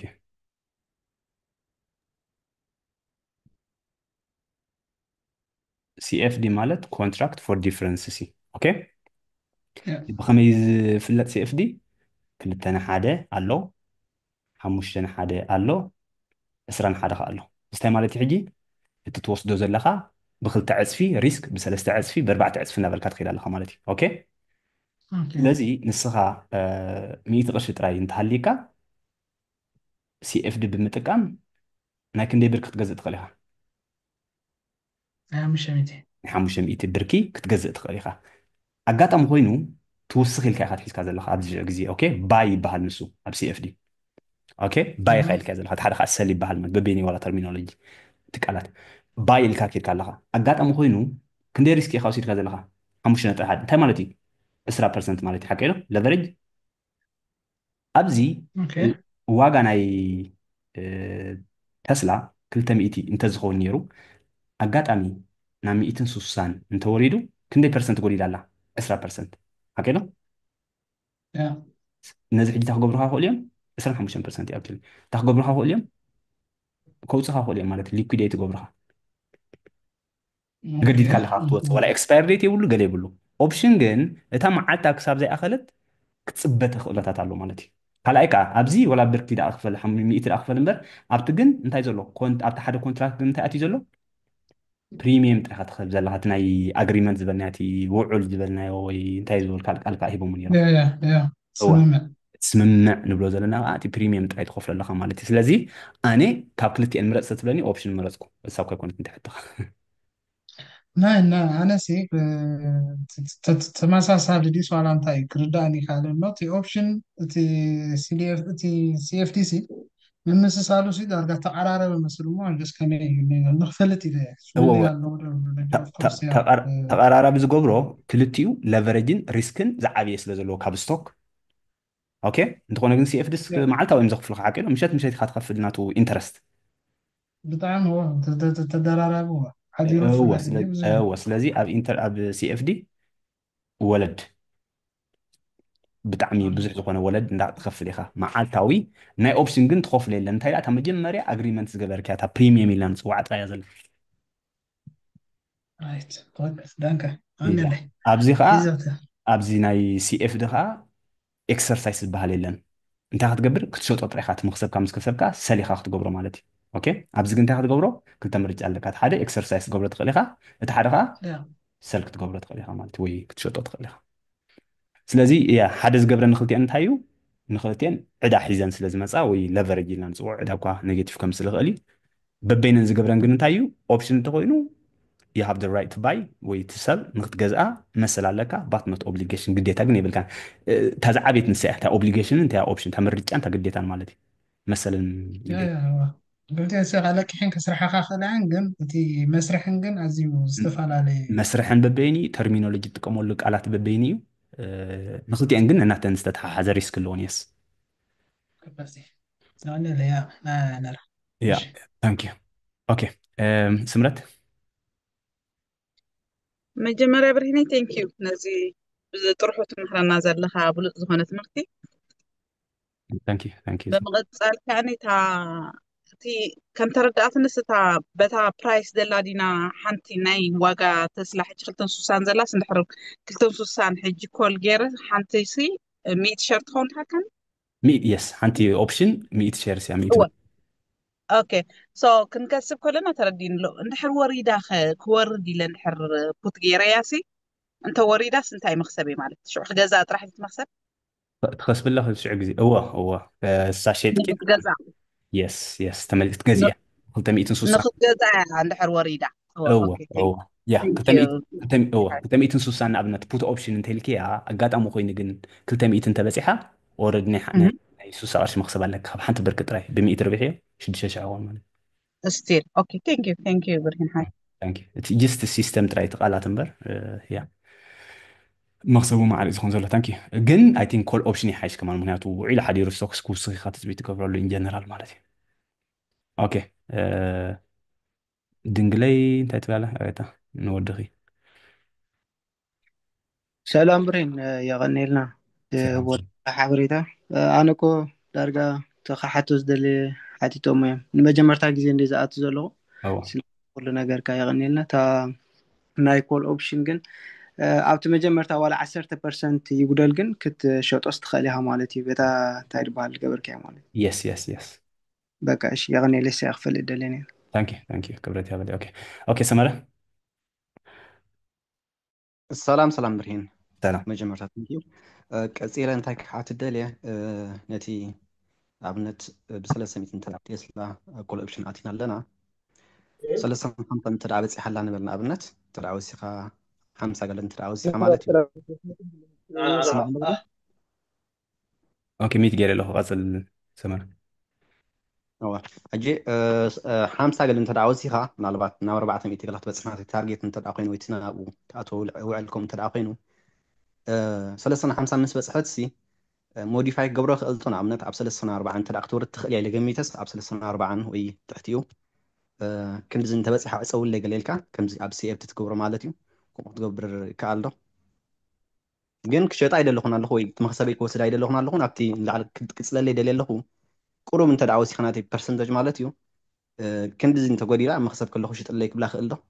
ሊሚት ኦርደር ክትጥቀም ክእል ማለት ካዲ ትሒዘካ أو ሊሚት ፕሮፊት ኦርደር ያስ ኩሉ ክትጥቀመሉ ትኽእል ኢኻ أوكي أبون كله ቴክ ፕሮፊት መክሰብ ክትወስድ ስለ ዝኾነ ኣብነት 1000 መክሰብ ምስ በፅሐት ሽጥለይ ወይ እዚኣ ዋጋ ኣብዚኣ ምስ በፅሐ ሽጥለይ ከምኡ ንኮይነ ሕቶኻ ማለት أو تردي أنا الله يسبحك كلاي كم زريزة الخو سيف دي تقام ده كاب سيف دي كنزي اوبشن تمرس مثل كم زريزة الخو ولا حنت انت لا تخلو مع التاو دنجر زي بالكافون كارت كده كمان دس ملن انا الريسك اب هولاند يزا الخو من البات 5 سنه حاجه دجيرو كمون تاخذ لسان حكا كليتون تكسن حكا بروكر قال شيء فيديو صراحه كاين تلكا كم يقرنا نبل زخنا سال مفلات كنقاقت لنخل دحر كاع تعدل كم ناوي زي كونا سلازخلو كم انت لك تحبرني تزي لها اسر حلنا تقدر تخلو أو أجلس أجا من تالي هو دحين تي ناي روبين هالحج تتكلموني تتكلمون له إنتراكتيف أي تقبلون يبلين أكاونت مسوي يبلين طلع لا زي أب ላቲን ኣሜሪካ ኣብዚ እንታይ ዝበሃል ዩኤስኤን ካናዳ ጥራዮም ዝጥቀምሉ ዝኽእሉ ኖርኔት ኣነ ክጥቀመሉ ይክእልኒ ስለዚ ደጅሮም ምናልባት ክፍትነልኩም ሃብና ኣይድያ ደጅሮ ኣብዛ ዓዲ ዝሰርሕ ደጅሮ ሕጂ ብዙሓት ብሮክራት ጥቅምላ ይርአ ግን ኣይደ ነቲ ናይ ኦፕሽን ከመይ ጌርካ ኣካውንት ከፍት ትኽእል ስለ ዘይፈልጥ እያ ከፍትነልኩም ደጅሮ security check system detect unusual traffic from a computer network this checks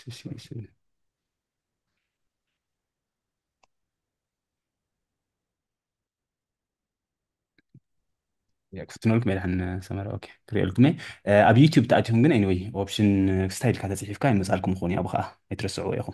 كاباي ترى يكون سبب بإنجلش ويبخلوا قام كان يقدم كلي اوكي رحم بعليك اخو جبري بزقنا الحين كنا لبعضنا اتصلوا زقون كي يا ثانك يو سمرة أوكي مسرت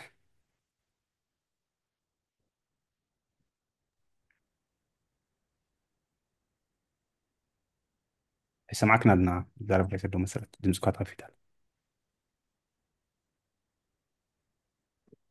تغفت حجي هو تخافي تال اوكي كلاس كوريد حالي في النيو اي سمعك خان كنت مالي سخوري حتى يقن تايا بزعبا ناي بروكري ابي كي زلنا تريدين تو وان تو ناي اوبشن عدل يبنا نمشو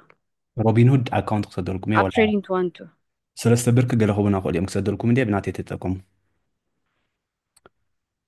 ريجستر قبرونا روبين هود مسرت يكيزلو دمس طفي كده خيجي انت الخبرين دمس طفي كصنح كي ناي روبين هود اوكي كتقوموا تخولي اخو ميداس بنات ولا يريكم صنح يريم صنح قاطم خنز برك دم خاتي خبر روبين هود كتقوموا تخولي اخو يا اوا اي ساغنا يكونن تاكس غلط اوكي انتراكتيف بروكر ك اي مين تاكس هلو تاكس لا تكفلوا لي اخو قبري نصار يكونن اوا دمس صبغي لخن مسرت كبايدي هلا مثلا يا خبايز خون اوكي هو سو روبين هود ويكا انتراكتيف بروكر تاع تقمت خلي لك اوكي حج انتراكتيف بروكر ابلاي غير اي تقبلون قلخت بتنح كم كرايتيريا لو دي خوينو ويتس بناتهم يمزي قبلوها بناتهم ما يتقبلون اي ثينك نوح غيرني انا خبزحتهم اوا انا خبز حسيت قدس كنا وخلاص استاجر مالتي اوكي يا لك حرام ثانك يو ثانك يو مثلا اوكي تغلب برهان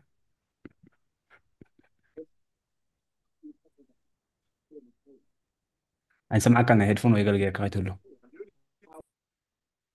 ناي مودا تان قبرنا تخبر ابيت الله دايجي عجوا alright يا شكرا كما يحوات كلهم برهين ثانك يو طعم important زغنا تمرتيو يا تناتي حطو انت اتي بريميوم اتن كنكسر النخيل سي اتن بريميوم ماكسيمم نخسر استن بريميوم ترايدين نعم نرحم ميت اندهر كويننس ماكسيمم نخسر نسيو مالت دي كالي قالو اي نخسرو نسو ترايو alright يا بتعمي صبغي anyway بقى نعوس فريتك هاي ريوارد يو هاي ريسكيها ግን ብጣዕሚ ፅቡቅ እዩ ንሕና ብፍላይ ክልተ ሰለስተ ግዜ እዚ ቪድዮ ርኢ ይብልና ደጋጊምናስ ፅቡቅ ክንጥቀም ንኽእል ኢና ቴንኪዩ ብሪነ ቴንኪዩ ፅቡቅ ታንኪ ተኽብር ኣክቹሊ ኦፊሻል ገብረልኩም ኣላ ንኩሉ ሰብ ኦፕሽን ገብረልኩም እዩ ካብዚ ብነዊሕ ገይረ እንዴ ኣብዚ ላይቭ ሂብኒ ኣለና ግን ኣብቲ ኖርማል ዩቲብ ክፀቕጥ እንታይ ዝበሃል ኣፕሎድ ገብረልኩም እዩ ፀገም ዘይብሉ ተኮይኑ ፅቡቅቲ እያ ደጋጊምና ንሪኦ ንሕና ኸ يا كم قبري اوكي ثانك يو تخرر سو ثانك يو احوات زي اهلا هنا لما تمرت دحن برينا تدقمنا عندي حقي نيكست تايم اللي مش قرب تدالينا هورمز هو سالا عندي هذا تمرتي اي ثينك تايدي كلت بزي اساي تحسونا اني عطفون هو كلت مارازيتات اللي زلنا ادفانس كمزي برتعز بالك قالات قلنا تمحركات خيدي زلو ميبي نتن قالات كم زني حموش دقيقة نابلك الفيديو ريكورد قبلك مرات كم تكون اسكنو حكم يعني وتي قالات بزح سلا زخونه تي فاندامنتال تمسرتاو زخونه زي صبح حيسكم الله ما يتنك بزر اخو معرفهم بطيفكم تبلوكم انا مثلا المهنيات ادفانس تبعي دي صوا حفشاوي ስለዚ ወይ ቪድዮታት ትሕፅር ዝበለ ክገብረልኩም እዩ ወይ ከዓ ከምዚኣ ክደግመልኩም እዩ ፀገም ዘሎ ይኮን ኣካውንት ግን ናይ ግድን ዲኻ ክትከፍተሉ ዘለካ ብርሂን ናይ በይኑ ንኣብነት ከም ናይ በዓል ስዊድን ናብ ናይ ኖርድ ኔት ደሎ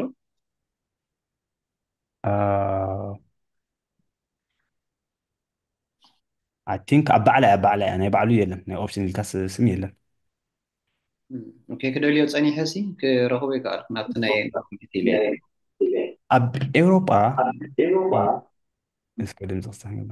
ልምድቲ ዝኾነት ቴስቲ ትሬድ ከኣላ ግን ብጣዕሚ ኮለል እዩማ ባንክ ኸድካ ትገብሮ ገለመለ ቴስቲ ትሬድ እዚኣ ቴስቲ ትሬድ ትብል ንባዕላ ክስታይ እንድያ ግን ዋላ እቲ ኣፕላይ ክትገብሮ ገለ ቅበሎኻ ከቢድ እዩ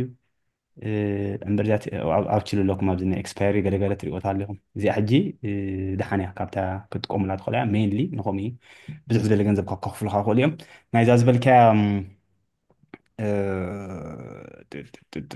ከም ዘለዎም ጥራይ ርአ እምበር ኣነ በዓል ሳይረእኹን ማለት እየ እዛ ናይ ኖርድኔት በዚ ሪሰርች ዝገበርኮ ጥራይ እምበር ኣነ ዝገብር ኣብኡ ከማ ንርኢ ይፈለጥኒ ሪያሊቲ ሶ ኣይፒኦ ፋይናንሽል ኣለኩም ዲ ዝተጠቀመ እዚ ካብ ኩልኩም ኣይትፈልጦ ኢኹም ግን ብርሂን እዞም ደኺሩ ኣለዎም ክሪኦ ፀኒሐሲ ደጅሮስ እዎ ናይ ኖርድኔት ስለ ዝሓተተ እምበር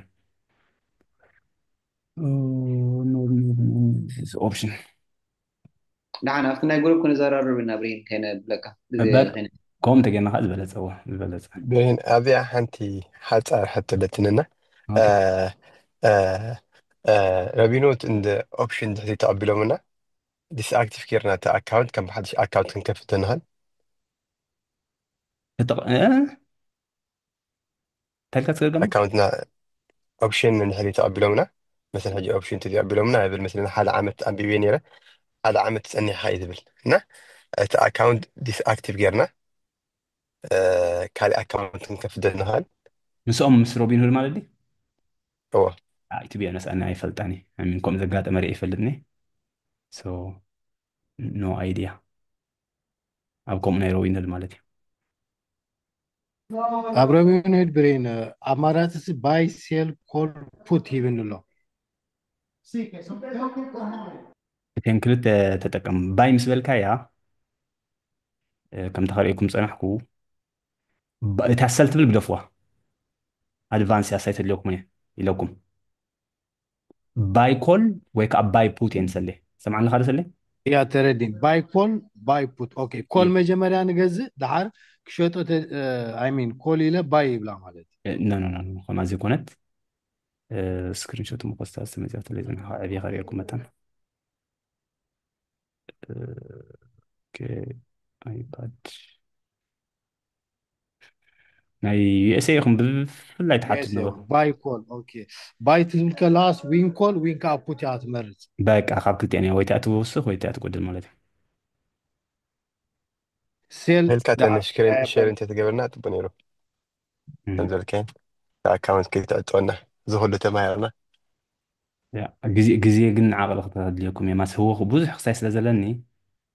ኩሉ ብሓንሳብ ክገብሮ ይክእልኒ ስለዚ ክገብሮ እየ ተይልስ ክገብሮ እየ ማለት እዩ ግዜ ይበአ ግን ዋጅ ገለለን ግድን ግዜ ድልና እዎ ኣነ እንኩ ፕራክቲስ ንምግባር የድልና ግዜና ችግር የለን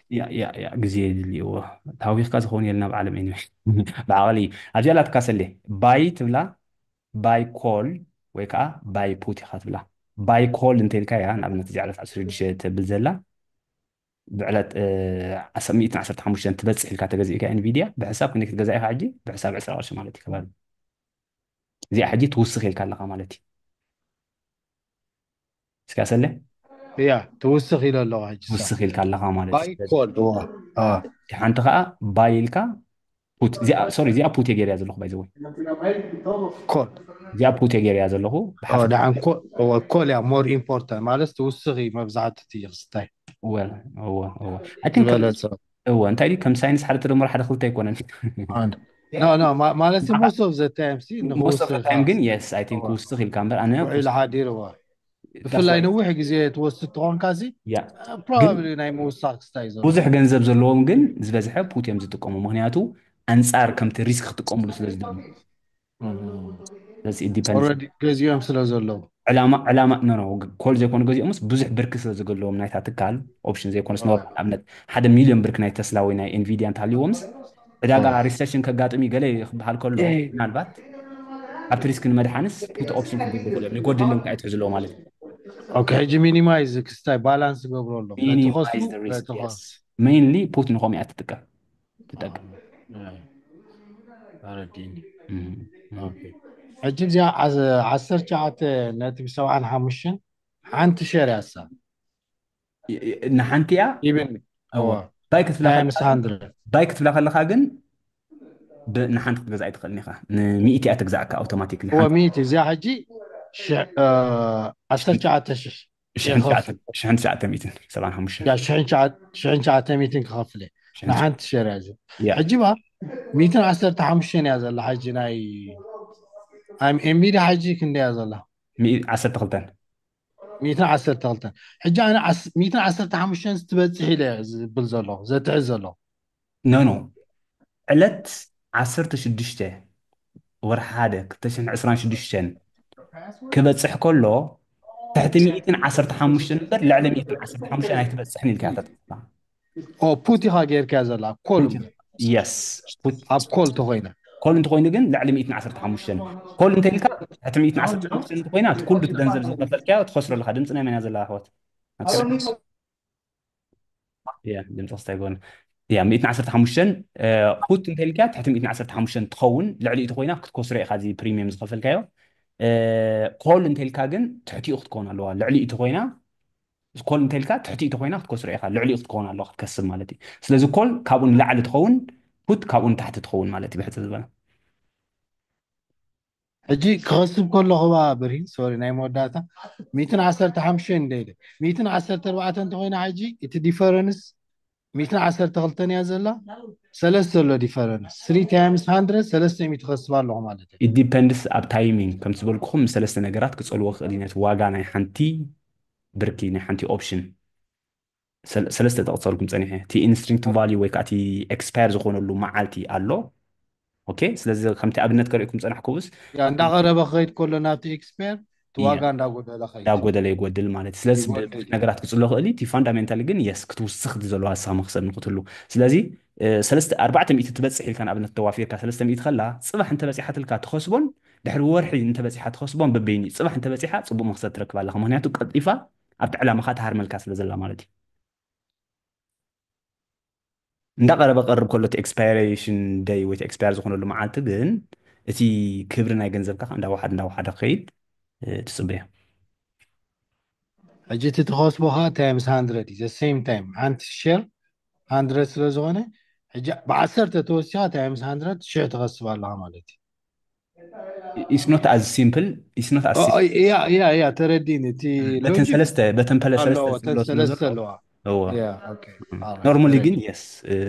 እቲ ኤክስፓየር ዝኾነሉ መዓልቲ ኣብ ግምት ክኣት ኣለዎ እታ ዋጋ ናይታ ትካል ንኣብነት ከም ዝብልና ተስላ 260 ከላ እንዳደይበት ክዲብ ከላ ፅልዋ ኣለዎ 260 ኮይና ኮፍ እንተኢላ ሕጂ ንኣብነት እዚ ተንቀሳቂሳ ግን እቲ ገንዘብካ ከዓ እንዳጎደለ እዩ ዝኸይድ ምክንያቱ እቲ ኤክስፓይሬሽን ዴት እንዳቀረበ ይቀርብ ስለ ዘሎ ኦኬ ኣይ ቲንክ ያኽልና ኢለና ነርና ምስለኒ ፖዝ